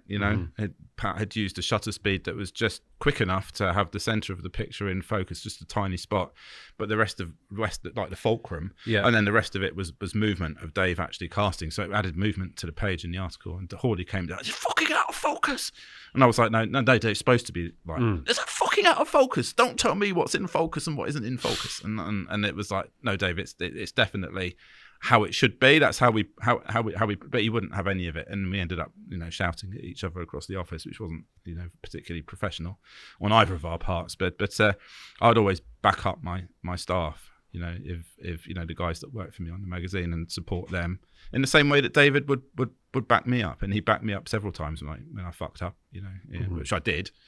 That's the other thing. I mean, he used to say that I was a loose cannon and had a self-destruct button, So, but he said at the same time that creatively and in terms of work ethic, then that you were successful because of those things, for sure. Yeah, they were a key part of it. But having people like Derek Ritchie in there, I mean, we had such fun, and that's another part of it as well. It's having fun. And I used to love going down and do features with Derek down at the Manor, and I ended up joining the syndicate down at the Essex Manor on the back of all that back in '97, I think it was, or something, again, late 90s. Because, that was my syndicate venue. Withy was the one I went to occasionally to sort of like do the odd guest session from Kevin. But the Manor, fishing with Derek and the crew down there, never in carp fishing has there been a syndicate, in my experience at least, as brilliant as the one down on the Essex Manor in the late 90s and early 2000s, because everybody was just got on with everybody else pretty much. There were one or two guys who kept themselves more to themselves, but that's fine. And the etiquette was great, you know. So if someone was concentrating on a particular area and they'd baited up a couple of days before, they used to larrup significant amounts of mainline. This was the kind of bait wars era, wasn't it? It was the bait wars era, yes. And it actually showed how important bait is. Because I remember Colin going down there at the time. He was a member at the same time, and he went on there on hutchie bait to start with, and was struggled on hutchie bait, and eventually he had to go over to mainline to really start, you know, catching on there. Because there's nothing wrong with Colin as a technical angler; he was fantastic. But the choice of bait was absolutely crucial down there, and just swapping from hutchie to mainline for him, you know, it was a game changer, and he started catching loads and loads of fish and was very, very successful down there. But I loved it down there. I mean, it was just. I'd drive down on a Friday night from Rugby, right? M1, yeah, up north, and drive all the way down the M1, round the M25, South Ockenden, and go and park up. And the Manor then was like, you know, it was a 6-acre pond in a big potato field with Stubbersmere on one side and potato field everywhere else, and it was muddy as fuck, especially in the winter. But actually, what shouldn't be overlooked, Jim, is the fact that it held one of the biggest carp in the country. The Annie. Yeah, absolutely. Yeah. So famous lake. Yeah, and then I caught the Annie. I was lucky enough to catch her, and so what a history to that fish as well, because it disappeared one year. I think everyone was like, "Oh, it's died" or something like that, and then it reappeared at 28. So it was in its 40s, and then it disappeared for a period of time. And then came back at 28. So I think secretly, I don't know this for sure. This is just me guessing, but I think probably someone thought it was getting caught too off it. We'll shove it somewhere else, and they shoved it somewhere else, and then put it back in. And when they put it back in to recover, it was 28 or something. I don't know if that was the case or not, but it was weird that it just went off the radar for such a long time, and then suddenly came back. And I remember the Friday. It was a Friday night in September. And the forecast was perfect. It was one of them carpy forecasts, you know. Low pressure, southwesterly, mild, sort of like gentle breeze, drizzle. I've always liked drizzle on the southwesterly for carp fishing. Just drizzle. Just no more than that though. Rain's crap. We don't want rain. No, you don't want rain, but drizzle. Light drizzle. So I drove down, and I thought it's gonna be fucking rams, loads of people. Drove down, turned up at the lake. There's one person on fishing in the car park swim. Into the wind, the car park swim was. So it was one of the swims that I was thinking about going in. And he was in there, and I was like, ugh. Mind you, there's only one on. And then I just caught out of the corner of my eye, saw a fish move way down on the other end of the lake. So I thought, that's where the Annie usually gets caught from. There were a couple of spots where she'd get caught from more than others. I can't remember the name of the swims on there. My memory's terrible. But I went down the Potato Lake side. Potato Lake? The Potato Field side, which was muddy as hell. Carried all of my kit down there. And it may have been the slope down there. I can't remember the name of the swim. But there was a slope down to the rods, a muddy slope that you had to navigate. And just before I'd got to Manor, I didn't have any bait. So I'd popped in at Kev Knight's place. He lived reasonably local.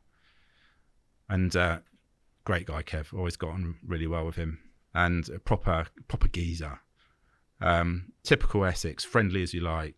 Really, you know, swears a lot, but absolutely salt of the earth diamond person. And he was like, "Oh, I'm really sorry, Jim. I ain't got no bait here. I can't go to the factory now. I've got some Dream Lake specials you can have." And I was like, "Fine, just give me some Dream Lake specials. That's absolutely fine." So I had some Dream Lake specials. They're just ready made. It's just that if your name's on a fish, your name's on a fish. So I just took a packet of them, traipsed off after I arrived, like I said, down to that swim at the far end. I knew it was at the back of the wind as well. So it was kind of like going against, you know, accepted kind of carp behaviour, new wind, be on the end of the wind. And sure enough, the guy up in the car park had a few fish. But I thought, the Annie's going to be at the back of this wind. I don't know. I just had a feeling, gut feeling. And sure enough, that night, middle of the night, off it went. And 40 pounds, 12 ounces. So on a Dream Lake special. Mega. We've got that photo, Tobes. Obviously a very, very famous. So I've got a Kenny Gates got up in the middle of the night to come and photograph it for me, because I was a bit concerned about her because there was a bit of blood coming out of her gills, just little specks. And I thought to myself, I don't want to retain her for the night. So I rang up Kenny Gates at about 3 a.m, bless him. And back in the days, I'm not sure if he had a mobile or back then, or whether it was just on his landline. Phone, yeah. But I rang him up, and Kenny again, another diamond bloke. And he came out and did the honours with the camera, and I'm not sure I ever properly thanked him for it. So I don't know if he's still in the carp fishing game, whether he still runs his syndicates down in Essex now. Yeah. But if you're listening to this, Kenny, thanks, mate. Really appreciate it. I don't know if the picture's there, but Tobes will find it, mate. He did a. There, no, that's that one. That's Linford 1. It's not in. It's in. That's Broadland. It's in the USB drive, mate, and then.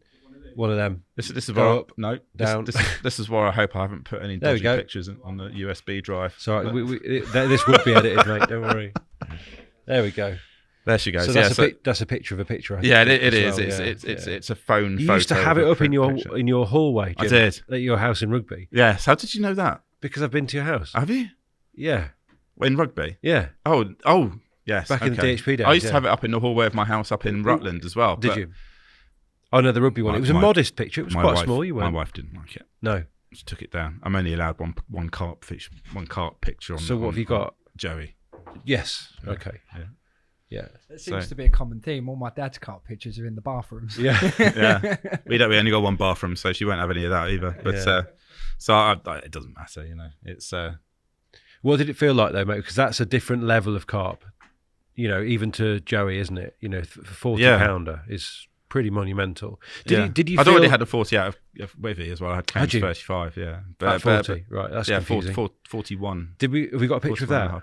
Oh, that picture's shit. It's a terrible picture. I had to wake Maddox up in the middle of the night for throwing stones at his window because, again, I was concerned about the welfare of the fish. Yeah. But I put KMs in a sack and it just wouldn't go down. It was kept floating on the surface, upright, so fine. But I wanted the fish to go down and it wouldn't go down. So in the middle of the night, I was just throwing stones. I knew which window was his bedroom. It overlooked the lake, so I just went, and again before mobile phones, so I couldn't ring him. So I just threw like. You must have felt pretty awkward throwing stones at someone's window. Oh yeah, because you've got to be the right size of stone as well, Jim, hasn't it? Yeah, could have shattered it. Boilies would have been a better option. And I remember him opening the window. All right, mate. Yeah. And I was like, "Oh, Kevin, I'm ever so sorry to sort of like disturb you in the middle of the night. I've just had KMs, 41.5. Can you come down and do some pictures?" And he came down. He did the pictures, but I was that concerned about the fish that I wasn't holding it properly, and so the picture I've got of it isn't. Do you care? Because obviously you're a man of photos, but your own pictures, are you bothered? Or a little bit. Yeah. It does grate with me a little bit that I've not got a picture, but it doesn't matter. No, it doesn't matter. So you've had 240s. So in reality, that puts you in. I was on the 40s list, the carp. Well, exactly, and you are. Yeah. You can legitimately walk amongst these blokes that you're working with and be like, I'm all right. I'm doing all right. Oh, I got massive kudos from people saying, Jim's had fish out of Withy pool. If people can catch fish out of Withy pool, he must know a little bit about what he's doing. And so I suppose that does give you some kind of legitimacy. Yes. I suppose. Yes. Do you know what I mean? I suppose if does that matter as a journalist? Do you think? Yeah, I think it probably does. It's like where I live now. You've got Henry Winter, who's the chief football correspondent on the Times, lives down. He's one of my neighbours, and he his knowledge of football is encyclopedic, which gives him legitimacy with the people that are in his contacts book. But he's probably it's a similar thing. It isn't. Oh, what you mean? As in he hasn't played football? No, I see what you mean. Yeah, I mean, maybe legitimacy comes in different ways, right? Of course. And so he certainly has the trust. And a lot of these guys that you were working with, they could see what you were doing for them as well, presumably. So it didn't matter what you caught. But having caught a couple of big uns, it's only going to help. It didn't do any harm. Yeah, for sure. And I caught a few 30s as well from various places. Linford? Linford, yes. I joined the debenture scheme at Linford. My dad is a very cautious man. He said, "Don't join that debenture scheme. You're not going to get your money back." And I was like, because he was like a lawyer, and he read the T's and C's on the debenture. I thought they were fine. He said they were fine legally, they're absolutely fine, no problem whatsoever. But he wasn't sure that I'd ever get my money back on the debenture there. But I bought it. It ended up being brilliant. Brilliant scheme because I bought it. I used to, and I loved the complex down there. Linford 1 was my favourite lake on the Great Linford estate, I suppose you could call it. But there were 9 different lakes in the stretch of the Ouse before the otters came. So there was some fantastic barbel in there as well. And again, driving down on a Friday night, you could do it back then. Get to the lake, and it was you versus the fish, and it wasn't you trying to fit in amongst all the other anglers and then putting your name in a lottery, I mean, which is basically what carp fishing for me became sort of like in the mid 2000s. And there was one Friday afternoon I went down. I managed to get away from work a little bit early. I think deadline had just passed, and there was again a beautiful southwesterly blowing. And this time it was sunny and warm, but the lake was just ripe for it. You can tell when a lake's ripe for it. And there was a beautiful wave coming in on one of the banks, and I could tell they'd be in the edge. So I just flicked out a couple of baits just under the rod tips, and had, I think, 3 or 4 fish that session, a couple of 20s, 24, and I think a 33 pounder, which was one of the biggest ones in Linford One at that time. And one of the syndicate members, a guy called Bleep, who was infamous in Milton Keynes areas in Milton Keynes area at that time. He'd been fishing Linford One for a while and not caught that fish, and I'd only literally just started fishing it. And he came round and said, "All right, mate, you've had the big one. Fucking hell, I can't fucking believe that I've been fishing here for fucking years. Fuck, bleep, bleep, bleep, bleep." You know what I mean? As I'm sure you'll do, Toby, to that.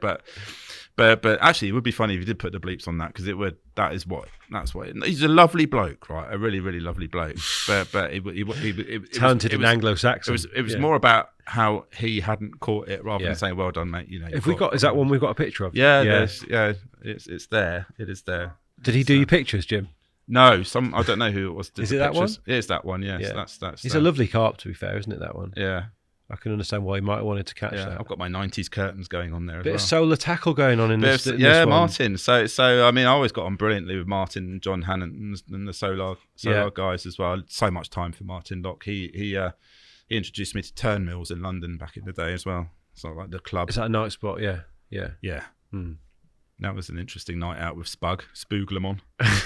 But so there was the partying. This is the thing, right? So you went, it wasn't just a work thing, was it? A lot of these guys, Adam Penning, you ended up going out. Oh yeah, Penners and I used to get into scrapes. Well, one scrape I remember in particular. We went out for a beer in Oxford one time. We were playing pool at this pub. Group of lads come in, start playing pool at the table next door. They're a bit aggressive, these lads. I'm like feeling a bit nervous because I'm not a fighter, right? You're not built for fighting, Jim, are you? Not like you. I mean, but I'm not a fighter. So I like to talk. My wife is amazed that I've never been in a fight in my life, because I like to talk my way out of. I can. I've got the gift of the gab. I can generally talk my way out of things.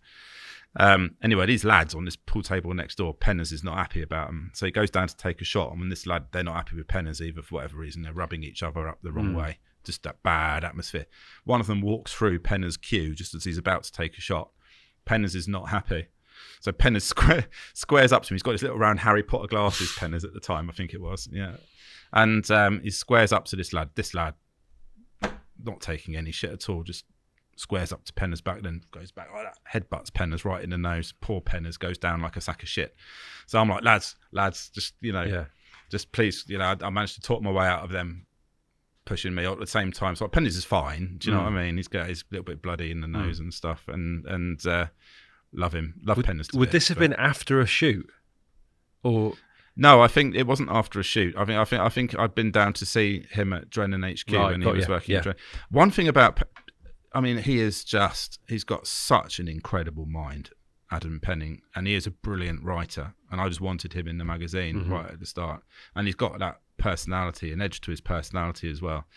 And I just knew straight away that I wanted him in the magazine. Now he was the architect of ESP when he was at Drennan. Everything that was great about ESP emanated, or a lot of it. Him and Terry, really. And Terry, but a lot of it emanated from Adam as well as a product developer, and I think that due credit should be given to him for that. I'm sure it is, but we got on great guns. Ad and I stayed at his house a few times, had loads of drinks together, and got beaten up occasionally. Yes. Yeah. And the bouncers escorted us out on this occasion and just said, "Look, lads, we know these guys. You don't want to mess with them. Just So we went somewhere else. But Adam was fine. But it could have happened to anybody. I mean, it was just one of those incidents. When you look back on the DHP years, the Total Carp years, let's say, how do you feel about that now? Just generally. I think that as you go through life, this probably applies to anybody. I would imagine it applies to anybody. As you're going through really good times, sometimes you don't appreciate just how good those times are until you can look back at it with the benefit of experiencing other stuff and the benefit of hindsight. Those DHP years were they had their moments. I mean, but they were just.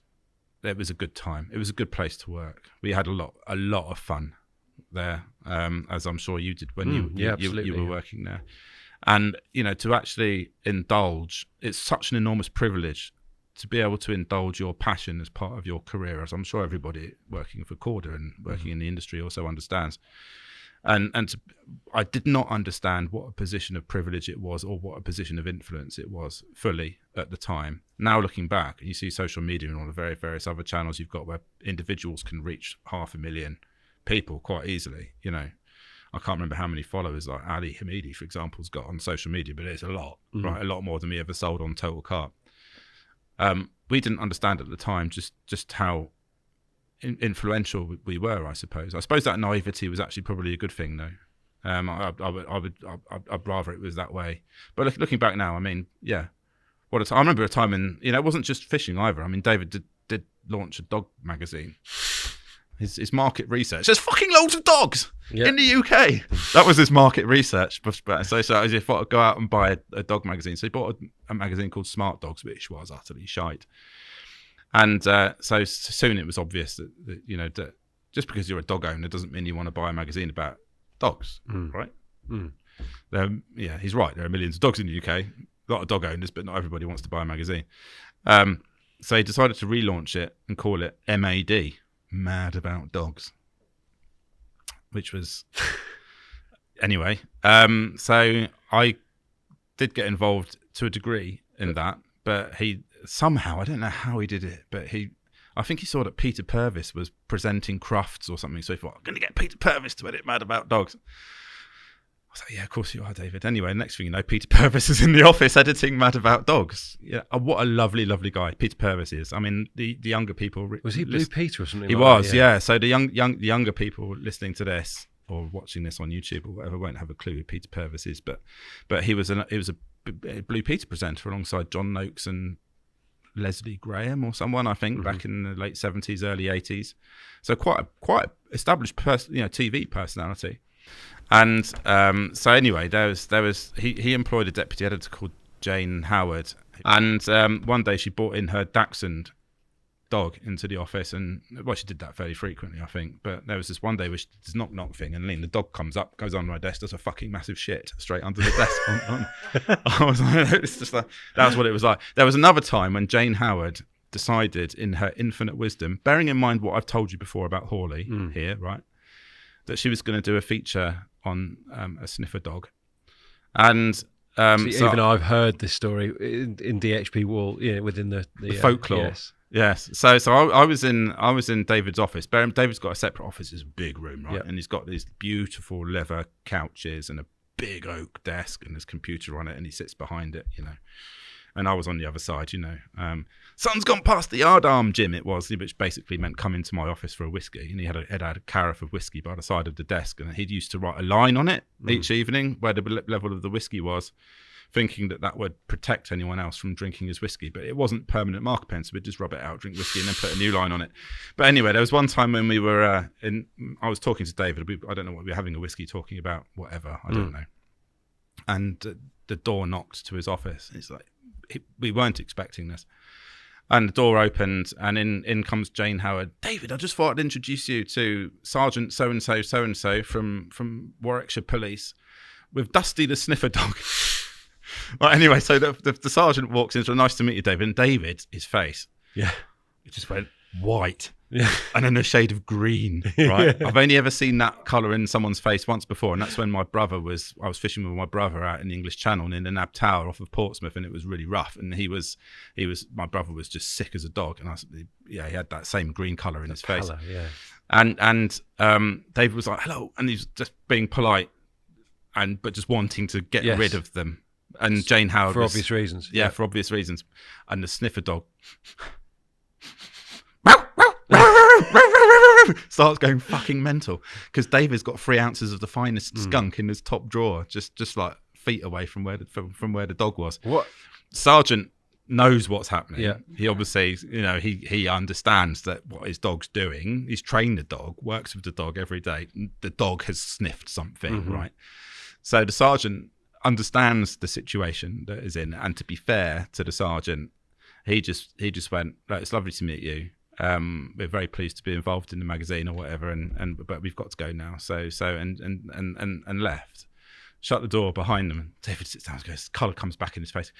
"Fucking hell, Jim, that was a close one, wasn't it? I think we got away with that." And I was like, I think they knew exactly what was happening there, David. But yeah. Onto your salutary warning about the that stuff, because we did trail that early, didn't we? We did trail that earlier, yes. So I blame it on a lot of mental problems I had.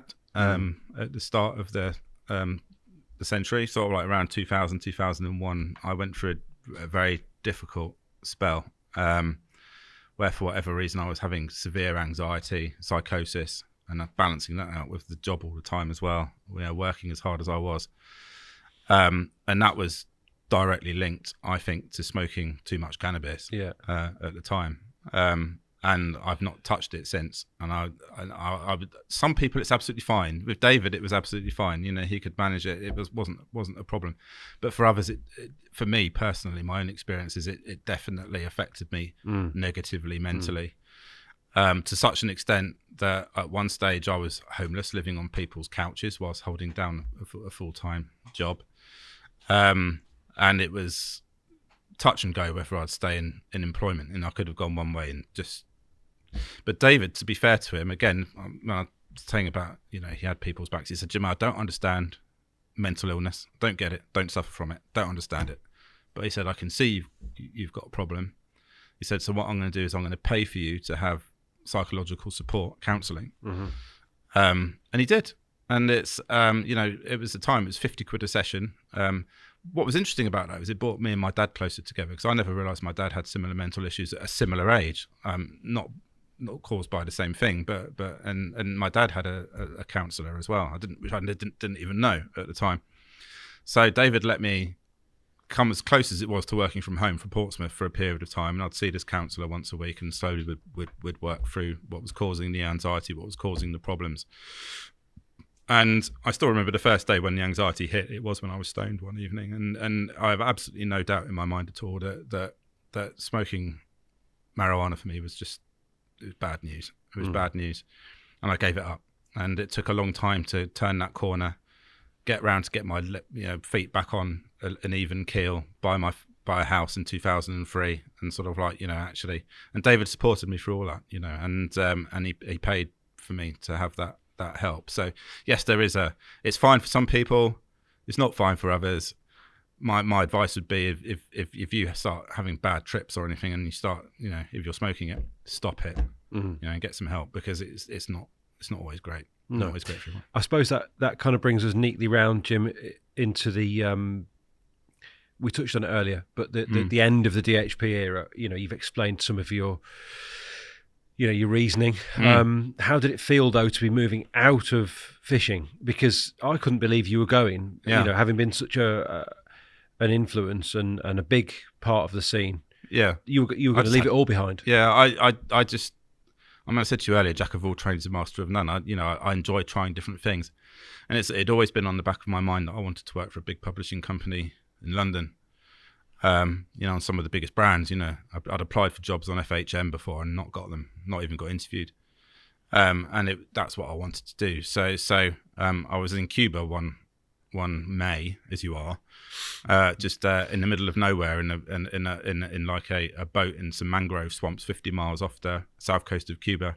And it was a week where a tropical storm had come through, and we were supposed to be fly fishing on flats, but you can't really fly fish on for flats. Bonefish, is that bonefish? Bonefish, tarpon, permit, that kind of stuff, which I love doing. And for a few days we couldn't get out fish, so we stuck on this boat. Boat was well stocked with wine and food and all that kind of stuff. It's a proper houseboat, La Tortuga, the turtle. I mean, it was beautiful. It was proper operation. Also on the boat was a guy called Jonathan Lawrence, who was on the holiday at the same time. I never met him before. Got talking one of the days when the lightning was all around, was having a glass of wine at 11 in the morning. There's not really anything else to do. And he was smoking Cuban cigars, which he'd picked up from Havana. Very nice. And he said, well, what do you want? What do you do? So I said, what I did. What do you want to do? And I said, well, I'm kind of thinking about moving on now, because I think, reaching the end of my time in this phase of my life. And he said, one of my friends might be able to help you. So I said, well, who's that? And he said, Lord Heseltine. I was like, Lord Heseltine? What? I don't remember. I studied politics at university. So I was like, what, you mean Michael Heseltine? Like, conservative politician, like former deputy prime minister, went, I helped overthrow Thatcher, all that kind of stuff. And he was like, yeah. And he said, when we're back home, send me your CV. I'll forward it on to Michael. But you must call him the Lord Heseltine when you write CH. I still don't know what a CH stands for afterwards. I've got no idea. But it had to be the Lord Heseltine CH when you wrote to him. Like, proper establishment shit. And so I thought, fuck it, why not? So we got home, sent off to Jonathan this CV, and didn't think anything else of it. A few weeks later, a letter popped through my front door from Lord Heseltine, saying, we'd love to see you down at Haymarket. We think you'll be a good fit down here. Thank you very much for thinking of my company to work for. Got an interview for you to come and work for potentially for Auto Car magazine. So I'll put your details, given your details to a guy called Patrick Fuller, who was the publisher of Auto Car. Went down there, had an interview, got the job, albeit for quite a lot less money than I was on at DHP, but 20 grand pay cut. And I just thought, bugger it, let's do it. So I handed my notice in, and I thought this would just start again. So I just went down and basically had to prove myself all over again. I think I remember from the time, Jim, and it felt like you wanted to prove yourself on a different level of journalism. You wanted to do on a national scale. Oh, but I wasn't moving into journalism. I was moving away from journalism. Yeah, okay. I was moving into publishing. So I wanted to learn how to run a business, and I wanted to learn digital skills, because I could see that I was never going to get that. And how did it go down with David? Do you remember badly what it was like? Well, we fell out. I mean, he never spoke to me again. So it was. He didn't come to my leaving do. Didn't come on my last day I was at DHP. He wrote a lovely tribute to me, which was read out by Roger Mortimer, his operations director. But the fact he didn't come, I mean, in a way, it's more of a compliment to you that he took it so badly that he couldn't be there. Maybe, I don't know. I mean, he's sadly no longer with us, so we're never going to heal that rift. But I'm not the only person who fell out. David fell out with people all over the industry, and then got I'm sure we would have got back in touch at some point or other. But it just wasn't to be. So you packed up your life in rugby? Yeah, completely. Went to London? Yeah. I moved into a carp fishing follows me around, right? It was bizarre. So I went down to Haymarket. I started by staying with my uncle and aunt who lived in Richmond, right, for a few weeks. Then an advert appeared on the internal intranet at Haymarket saying, need a roomie, housemate, whatever, at Riverside Cottage. Riverside Cottage? So I need somewhere to go.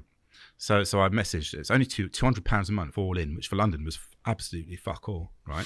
And considering I was on 20 grand a year less, then that was quite an important. Yes. Yeah. So I went round there, and it was a cottage on the banks of Molesey Weir, which sounds really, really romantic, except that Molesey Weir is very, very close. I can't remember if it's Bushy Park it's next to, or I can't remember the name of the park, one of the royal parks just over the road. And the cottage was in between the park, the main road, which was busy, really busy, as you'd expect, and then the cottage, petrol station, and then Molesey Weir. And it had a little bit of garden that went down to a pontoon on a channel round the back of the island on Molesey Weir. 2007 this was. And it was just ripe for fishing. Couldn't believe it. So I went down there. They said, yeah, you're quite welcome to move in. So it was a tiny room though, Rich. I mean, honestly, most of my stuff was in storage in one of those yellow storage places.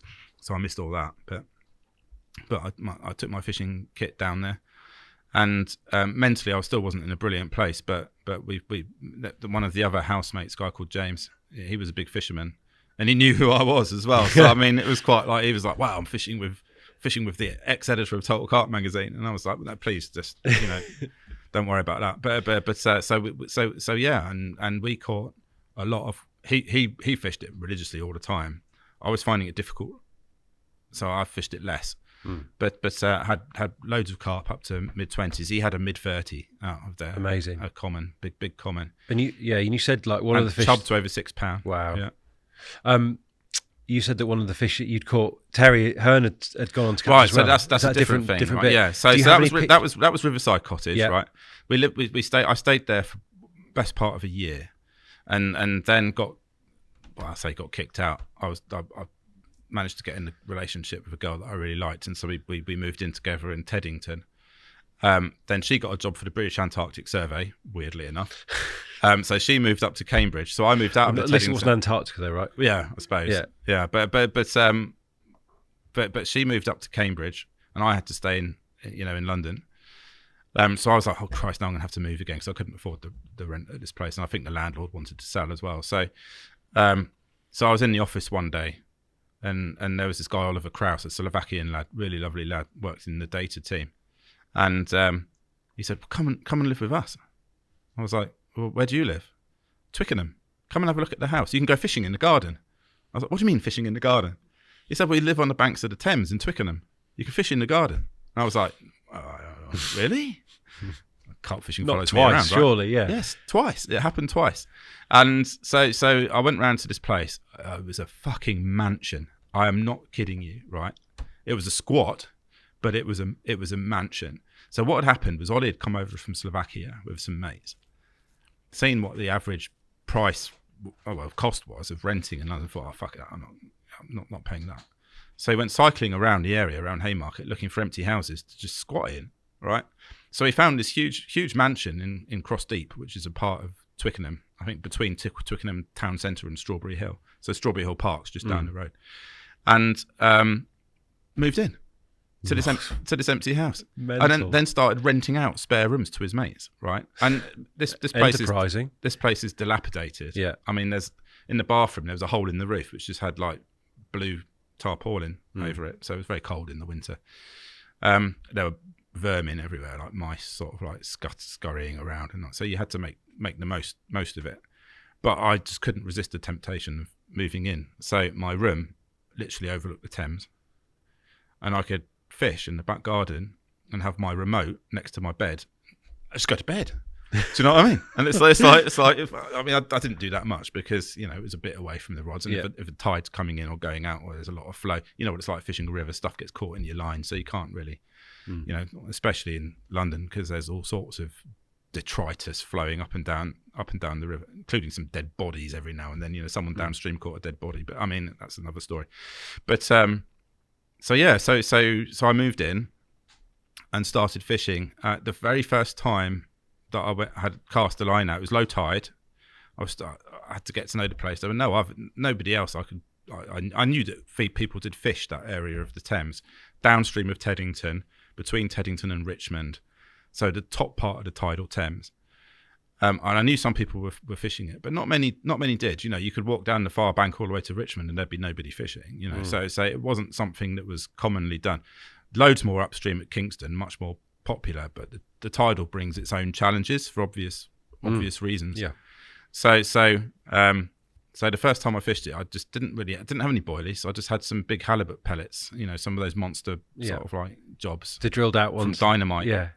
I don't know if they got holes in the middle most of the time. Well, maybe they big did. halibuts, yeah. Yeah. So I just thought, I'll go down and see Ollie, and just chuck a couple of rods out into the river. It was low tide. There was no flow really. Perfect, just what you want.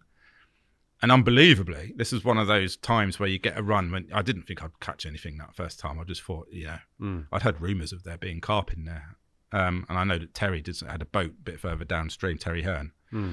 And I knew he fished in there. It was July, I think it was. And it rattled off, left-hand rod. An hour or so after casting out this massive halibut. I catapulted a few freebies around it, so there was a nice bit of smell there. Because they stank, those things, those halibut pellets. Probably just the right thing for the river. Probably was just the right thing for the river. I don't know if you've got some pictures of it. There's loads of it towed. It's just in that Thames folder. So this was the first fish I had out of there. It was a 27 common.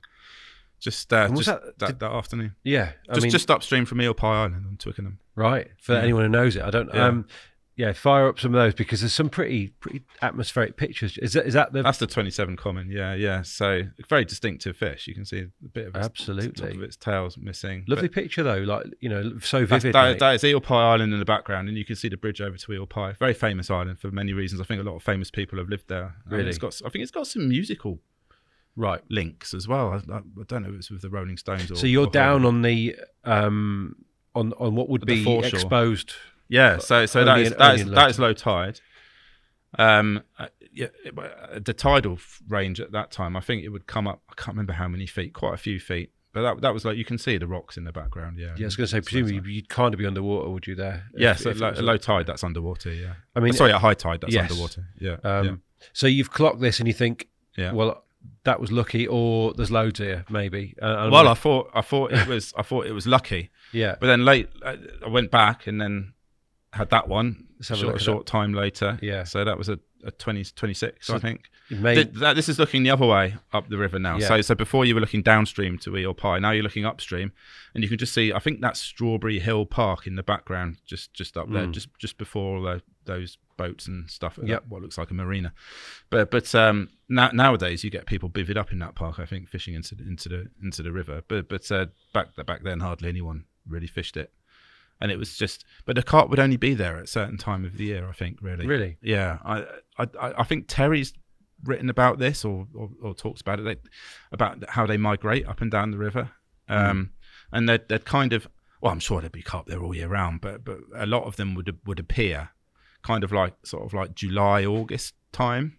I don't know if they just came downstream. So were you there a while then, Jim, to have put this together, this picture of... Yeah. Yes, I've 2 years. I lived there. Yeah, saving up money because it was so cheap. I mean, but some of the people that you met. I mean, there was a Russian guy that lived under the kitchen table, literally. And I mean, he was a Hare Krishna devotee. He'd come down and say, "Why are you torturing these fish?" And I'd be like, "Fuck off, go away." You've got your kind of views. I've got mine. I'm going to get on with what I want to do. Don't bother me, and I won't bother you, kind of thing. But he was the only one who was a bit of a. Everyone else was absolutely fantastic to live with. But we called it Hotel Bratislava because people would come and go. You'd never know who would be there next. So I think there were 6 bedrooms, 12 people, 11 or 12 people living there in total. There were guys from Slovakia, guys from Poland, there was a guy called Attila from Hungary. And there was one time there's one fish, there's a common, I don't know if you can find, not that common, a different one. That's a mega one though, chunky one there. Yeah, mid-20s. And I don't know if you can find another Tobes, if you can look for it. But there's another common. I'm not sure if the picture's here or not. But keep going. Oh, we had some nice barbel as well. Not that common. No, keep going. Oh, there's the ladies. We've got to show this. Yeah, so, next one down. Next one. Yeah, that's it. That's one of that. Oh, I love that picture. Had an interesting evening of those two once, but we shan't talk about that. So that on the left, Elise, and on the right is Susha. So Elise was half American and half French, I think, and Susha was from Belarus. Were they staying at Hotel Bratislava as well? Right. Yeah. Right. Susha ended up going out with a good friend of mine, Andrew Edmonds, who used to come and fish, another English guy. But we were the only 2 English guys there. Oh no, Will. There was Will as well, who was an English bloke as well, who used to live there. But they'd be regularly be part. Those guys can drink, man. I'll tell you, they're on a different planet when it comes to But they'd do it. They'd shift bottles of vodka. I'm not kidding you. I mean, that's serious. Isn't serious. It? I couldn't keep up with them. Wouldn't even try. But where's the other? Did you go past another? I'll come back to that one in a minute. There's another comment somewhere. Anyway, boat traffic. Had to deal with that all the time. No, that's it. Yeah. So that common there, right? So I'd caught that. It's Attila took this picture, I think. So I'd caught this, landed it, and Attila comes wandering over. He's a very droll Hungarian man, and he says, "Good," looking at the picture, and I'm like, "Oh yeah, I caught one, Attila. Would you mind doing the pictures?" "Now we eat." Right. And I'm like, "No, Attila, we're not eating. No, not this. Anyway, we'll eat something else later on, but we're not. Why?" because it's not allowed in over here. We've got rules that we're not allowed to kill the fish. Why? Because protect the fish. Sort of like keep a good aquatic balance for the environment and all the stuff. Yes, but why? In Hungary, we fish to eat. And I'm like, I understand that. I get that. I understand that. But in the UK, it's slightly different. So I'm going to put this fish back. Terrible waste. He says, this. But anyway, he understood in the end. Took the picture. So he took the picture, got a nice picture. Yeah, and battered old common. Really, it's got. They've lived hard lives in that river, haven't they? They have lived hard lives in that river. Yes. But he was fine. There was another occasion actually where there was a guy who's even bigger than you, a Slovakian dude.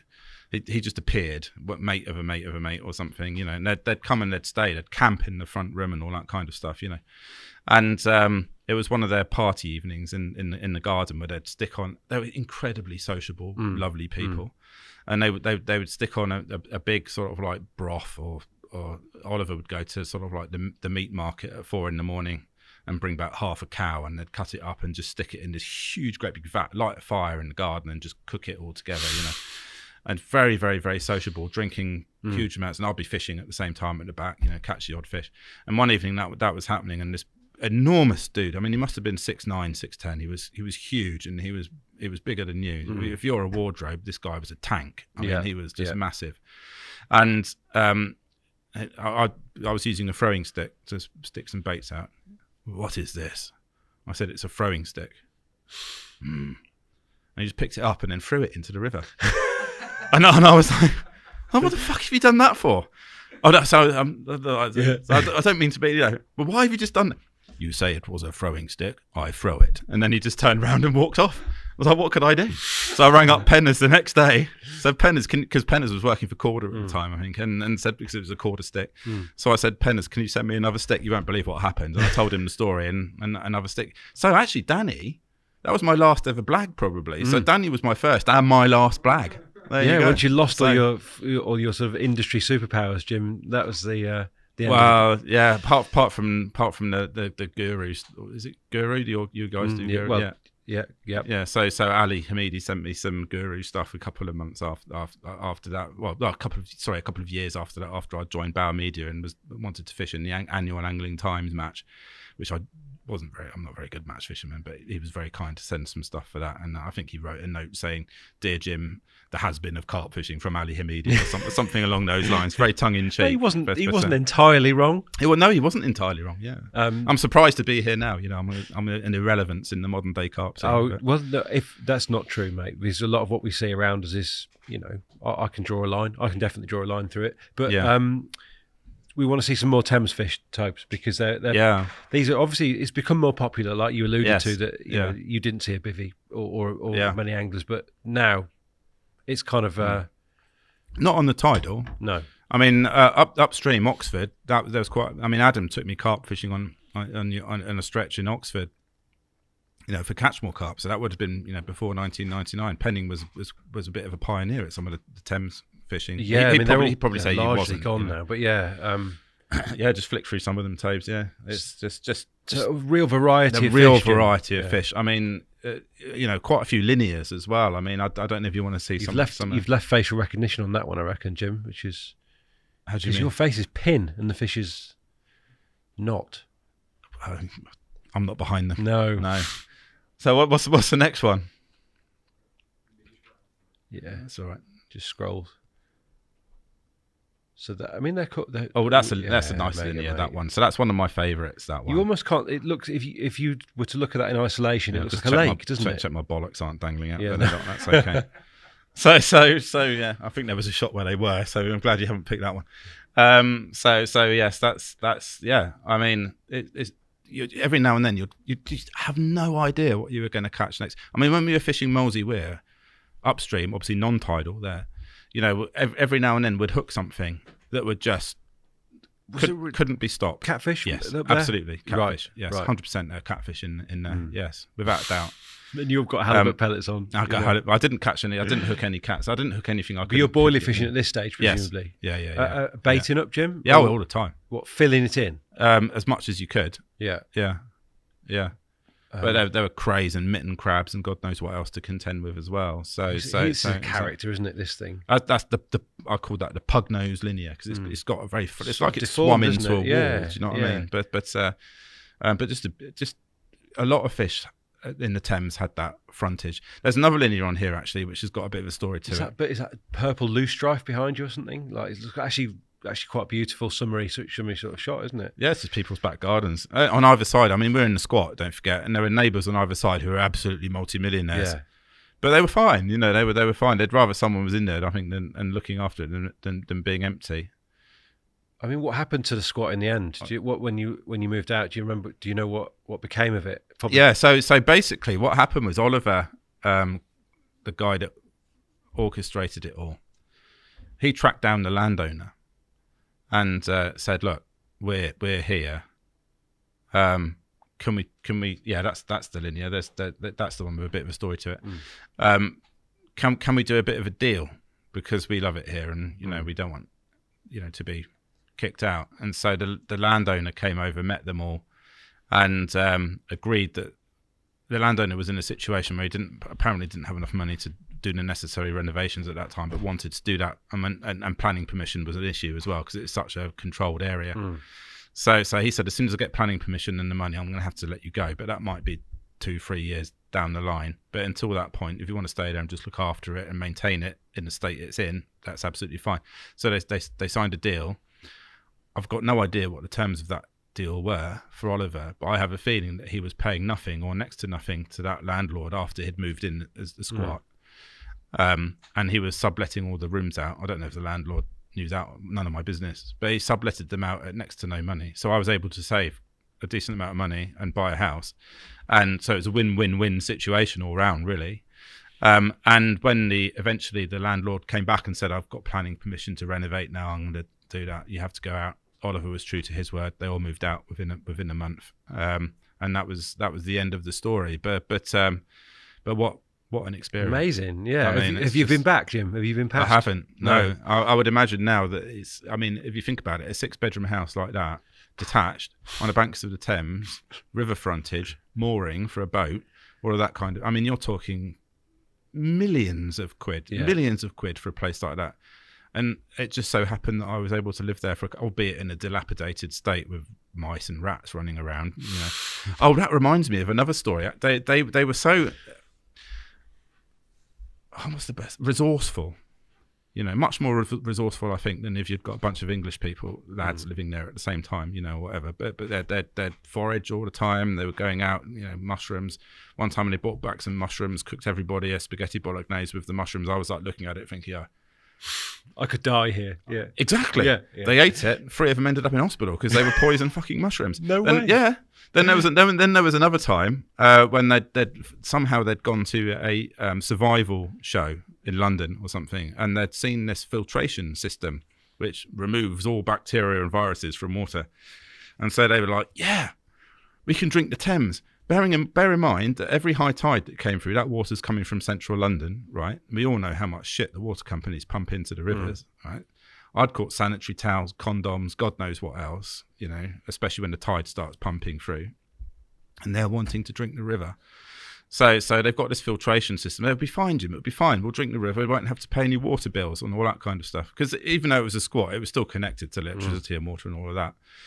And so they started doing this. And they bought the river and they put it through this filtration system, started drinking it, and they all ended up in hospital with severe gastroenteritis or norovirus or something else, And it was like, no, that wasn't such a good idea. it was like, really? But anyway, But you didn't partake in either of those, somehow missed out. Yeah. That's good.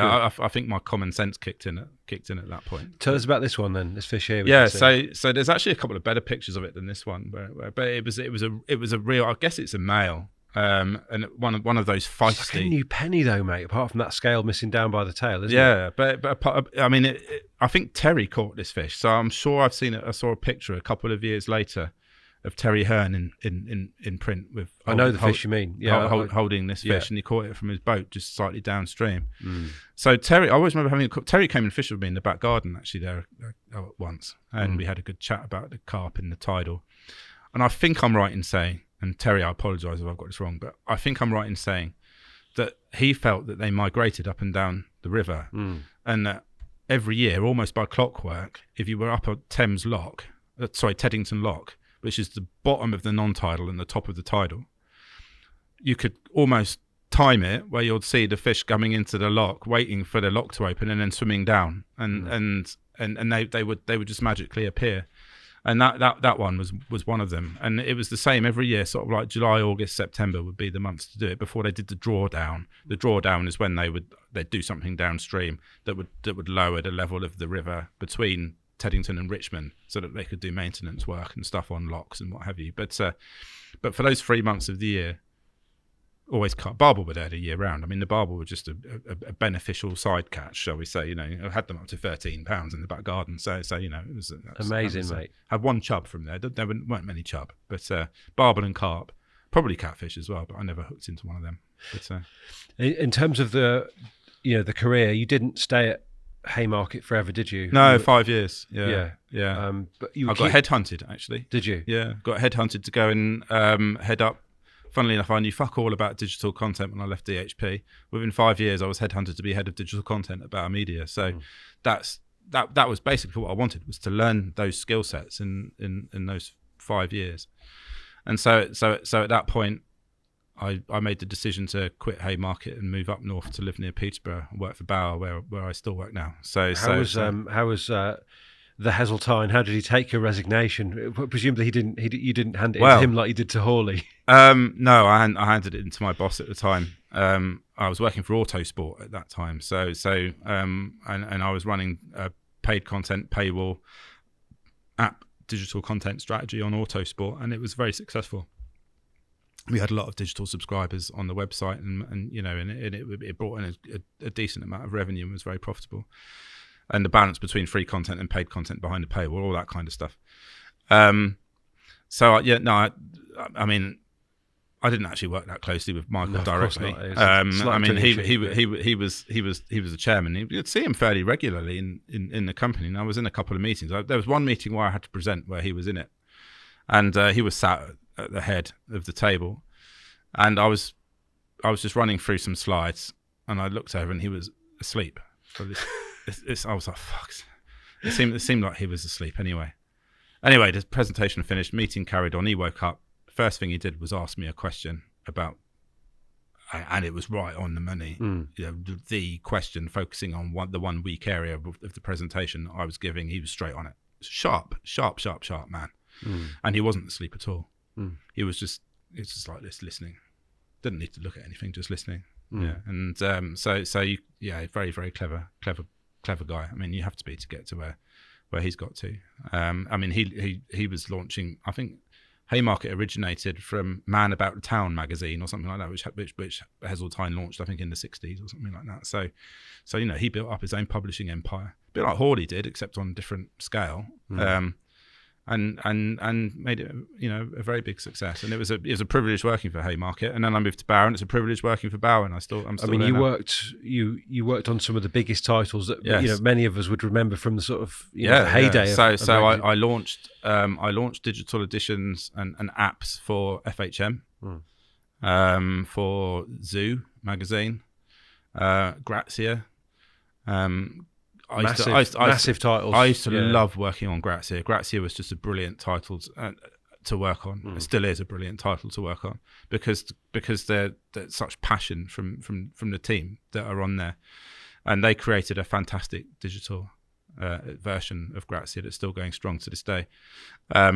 What other titles on there? I mean, Car Magazine, staying in automotive, for example. Empire, was that one of theirs? Empire, yes. Yeah. Yes, Empire already had an app going, but I ended up working a little bit less so with them. I found them as a team harder to work with, as they're a bit more, I'm not a film expert. When it comes down to legitimacy and what you were saying earlier, it was very hard to get legitimacy. The Grazia team accepted me far more readily than Empire did. I mean, I get on very well with the digital editor of Empire, a guy called James Dyer, who's an absolutely brilliant journalist. And funnily enough, I think has probably done an interview with Hans Zimmer. Coming back to what we were saying earlier, I know he's written a feature, I think, about Hans Zimmer scores and stuff. So that's as close as I've got to Hans Zimmer. So when you were actually mentioning that right at the start, there is kind of a tenuous link. I like the symmetry. Symmetry's nice. So bringing it back in. But it's been a pleasure working for Bauer, and I'm still there now. I sometimes think maybe I've stayed there too long, but at the moment we're working on I can't go into any details for obvious reasons, but we're working on a big digital project at the moment that's really exciting, and it's great to be at the forefront of that for a company as prestigious as Bauer. And if this project works out, then it's going to lead to Bauer being a continued success in the media landscape for many, many years to come. Yeah, which is a tough act at the minute, isn't it? The way things are. So, but I often imagine that one day you might come back to fishing, Jim. I think I said to you on the phone, I think you'd be a fabulous creative director. The kind of way that you think, the way that you think. If the opportunity was right, then I'd certainly consider it. Yeah, absolutely. But does your life leave much room for fishing? And if it doesn't, how do you sort of how do you rationalise the idea that the thing that's driven you through probably 3/4 of your working life is no longer really hard? It's difficult because at the moment I've become a dad for the first time a year and a half ago, when I was 50. So I wrote an article for The Independent actually about, or The Eye as it's called now, about how that's changed my life. And I mentioned mental difficulties. I've occasionally had mental challenges in my life, and it's been a very difficult thing to adapt between being the individual that I was before Wilfred, my son, arrived, the freedom that you have, the person that you are. I'm sure there are many parents out here that can empathize with this. And really I saw an interview with someone on TV, I can't remember who it was, but she says having a baby changes your identity, and it's massively changed mine. And at times in the last 18 months I've quite struggled with that. That's not absolutely not to say I don't love my son to pieces. Of course I do. I'd do anything for him in the same way you would do for your daughter Freya, and any parent would do. And I don't regret for a second becoming a dad. I've always wanted to have children, but doing it late in the day, it's hard work. And my wife is she works. She does shift stuff, so I mean, she flies airplanes for a living. So she's out frequently. At weekends. You're the constant in his life. Then. Not at the moment, but this summer it's going to be like that. I think because most weekends I'll be looking after him, and while she's earning a living. So I'll be working during the week on this big digital project at Bauer, and then at the weekends I'll be looking after Wilfred. So it kind of fishing. It's going to take a bit of a back seat.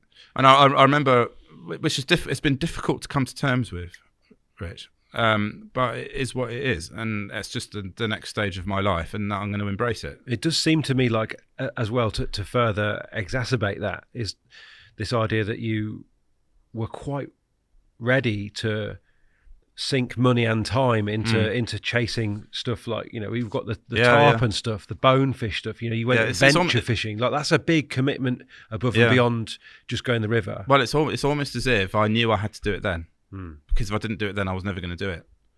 I'm not saying I'm never going to do it again, but life changes when you've got a kid. Next 18 years or 20 years or whatever. I'll be 70 when he's like 20. So I mean, it's like, well, how is all that going to pan out? I mean, you can't be selfish, and at times in the past I've been selfish. I've done what I want to do. That can't happen anymore. So it's massively changed my identity as a person, and I'd like to think I'm a bit more chilled about things now than I used to be, and a bit more considerate than I used to be of other people, especially. But it'd be very, very interesting to see how Wilfred grows up, what kind of person he turns into.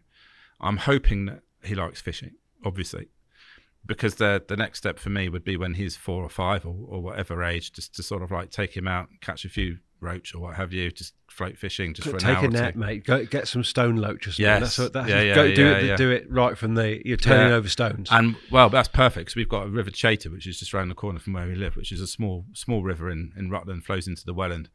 And that's ideal, because it's actually got decent quality water, and so it's got wild trout in it. There's a picture of a wild trout on there. On the Thames, yeah, amazing. No, the wild trout on the Chater. Yeah, right. Yeah, just fly fishing, just short walk. That's a big one for a small river like that. Though. Yeah. But it'd be ideal to take Wilfred there because there's minnows and loaches. And the appeal of these discoveries and surprise and the beauty of it, that is universal with kids. Yeah. I don't care what era we're in terms of the devolution of our lives onto the digital into the digital sphere. That will never reduce in wonder, I don't think. Yes. And I'm looking forward to seeing. He's developing so fast at the moment. He's just started saying words, and he's just started walking. On all of that, you've been through all this. You're 5 years ahead of and where Toby. we are. I mean, I think it's the hardest bit, Toby, isn't it? The first. It's the first 9 months. It was like ridiculous. But then, like you said, you can easily lose yourself. In that first year. Yes, for sure. I definitely. Well, if you get the chance, Google sort of like I've got a blog on mother and baby as well, which I haven't actually updated for too long now. But and Google dad at 50 or something, and I think my article on the I newspaper comes up. There's a paywall on it, but if you're clever, you can bypass the paywall. I think if you look at your cookie settings or something along those lines. So you're the man with paywalls, Jim. So that's right. So it's possible to bypass it. Yeah. So please don't be cross, The Independent. I'm sure they won't be, but yeah, just have a look, because I think that it sums up how challenging it can be from a dad's perspective when you. I personally don't think it's something that's spoken about enough from the father's perspective. I know we're obviously probably quite biased in this room, all the fathers, but no, from my experience, it's not spoken about enough, and I found it hugely challenging mentally. Yeah, and I'm sure there'll be a lot of people listening now that will understand as well. There'll be a lot of fathers you're always tired as well, which probably really. Well, that's one of the reasons why I was here at 9 o'clock, before 9 o'clock this morning. I mean, I just woke up. You're awake anyway. I was awake anyway, so I mean, it's like, well, I may as well just leave now then. It's like, so I got on the road. I was here actually 8:30, popped to McDonald's, and then in here. So as you rightly said, is when things, for me personally anyway, but it sounds the same for you. When things start to develop and they start to become somebody else, then things become fascinating and very. Interesting, engaging. They start becoming their own person, and that's that first year, that's a different level. It is, and it's going to be challenging this summer. It doesn't have to put a strain on your relationship. I mean, it's like you need to be rock solid with the person that you have that kid. You can see why marriage. You need to recognise that it's stressful and tiring for everybody, and people. People are different under stress, aren't they? Absolutely. And this summer's going to Jim, it gets easier, mate, I would say. Thank you. I'm glad to hear it. Yeah. It does. It really this summer's going to be hard, because this summer, Daisy, she's a pilot. She flies for Jet2, so out of Stansted. So summer season, she's going to be doing a lot of driving up and down to Stansted and back, and flying out to places all over Europe. Which is kind of like, the reverse of a lot of more conventional or traditional relationships where. She's the main breadwinner. I mean, she earns more money than I do. So she's done incredibly well to get where she is. I mean, to be a female pilot is still an industry which is dominated by men. I think there's only about 5% of pilots in the UK are female, so she's done amazing to get where she is. And Jet2 have been a very supportive employer, but she's had it in the past with previous employers where she's been overlooked for promotions just because she's a woman. Which is utterly scandalous. And as an industry, the airline industry is not where it needs to be as a whole. But I shan't go into any more details on that, because this is not a podcast about the airline industry. But we might be looking at a few years, Jim, where you're not going to fish a lot, but when you do, you're going to go fly fishing, probably, aren't you? It's because it's so easy. I can just stick on my waistcoat, just pop down Rutland Water, which is like 10 minutes away, and just go for 2 hours. If Wilfred's gone to bed early or something like that, and Daisy says that, go, I can go. And that's probably or the local river, the Chater or the Welland or something, which literally I can walk to in 5 minutes from my front door. So neither of which are brilliant rivers, but there's fish and there's chub in the Welland and there's trout in the Chater. So I can still fish. You can scratch that itch. Do you still have your carp stuff? I do. Yes. When was the last time you were out? Before Wilfred was born, so he's 18 months old now. So I was a member of a really lovely, beautiful syndicate. I'd only just joined it and then Daisy got pregnant, and I had plans to fish there because it's close enough to work where I could have done overnighters, and it broke my heart to just leave it because the guy Dave that runs it, a lovely bloke, and it's just how I like carp fishing still. It's one of those few places where the syndicate is just really on it, but also there's not many of them, so you can turn up and it's you versus the carp in a proper carpy lake, if that makes sense. And I love the lake. I only got to fish it once or twice and then didn't catch anything. And then Wilfred's arrived, and so that's it. Hopefully one day, I'm hoping that Dave might let me back on one day. At a time that's appropriate, but that's obviously up to him. I'm sure there's probably a big waiting list for places. Well, from my perspective, I hope he does, mate. And I owe you a debt. Myself. I don't know if there's certainly a nice synchronicity. The fact that we are sat here now. Neither of us would have. I would have imagined that. I suppose. 18 years ago, but it's been absolutely lovely to share a couple of hours with you, Jim, and thank you so much for coming in. Thank you very much, Rich, for inviting me, and Danny for having me, and Tobes for everything. It's been a pleasure, I've actually really enjoyed it, and I hope that I've not said anything that's been incorrect or upset anybody in the process. But we'll edit it out if you have. Excellent. Nice Cheers, one. Jim. Cheers. Nice one. The Thinking Tackle Podcast.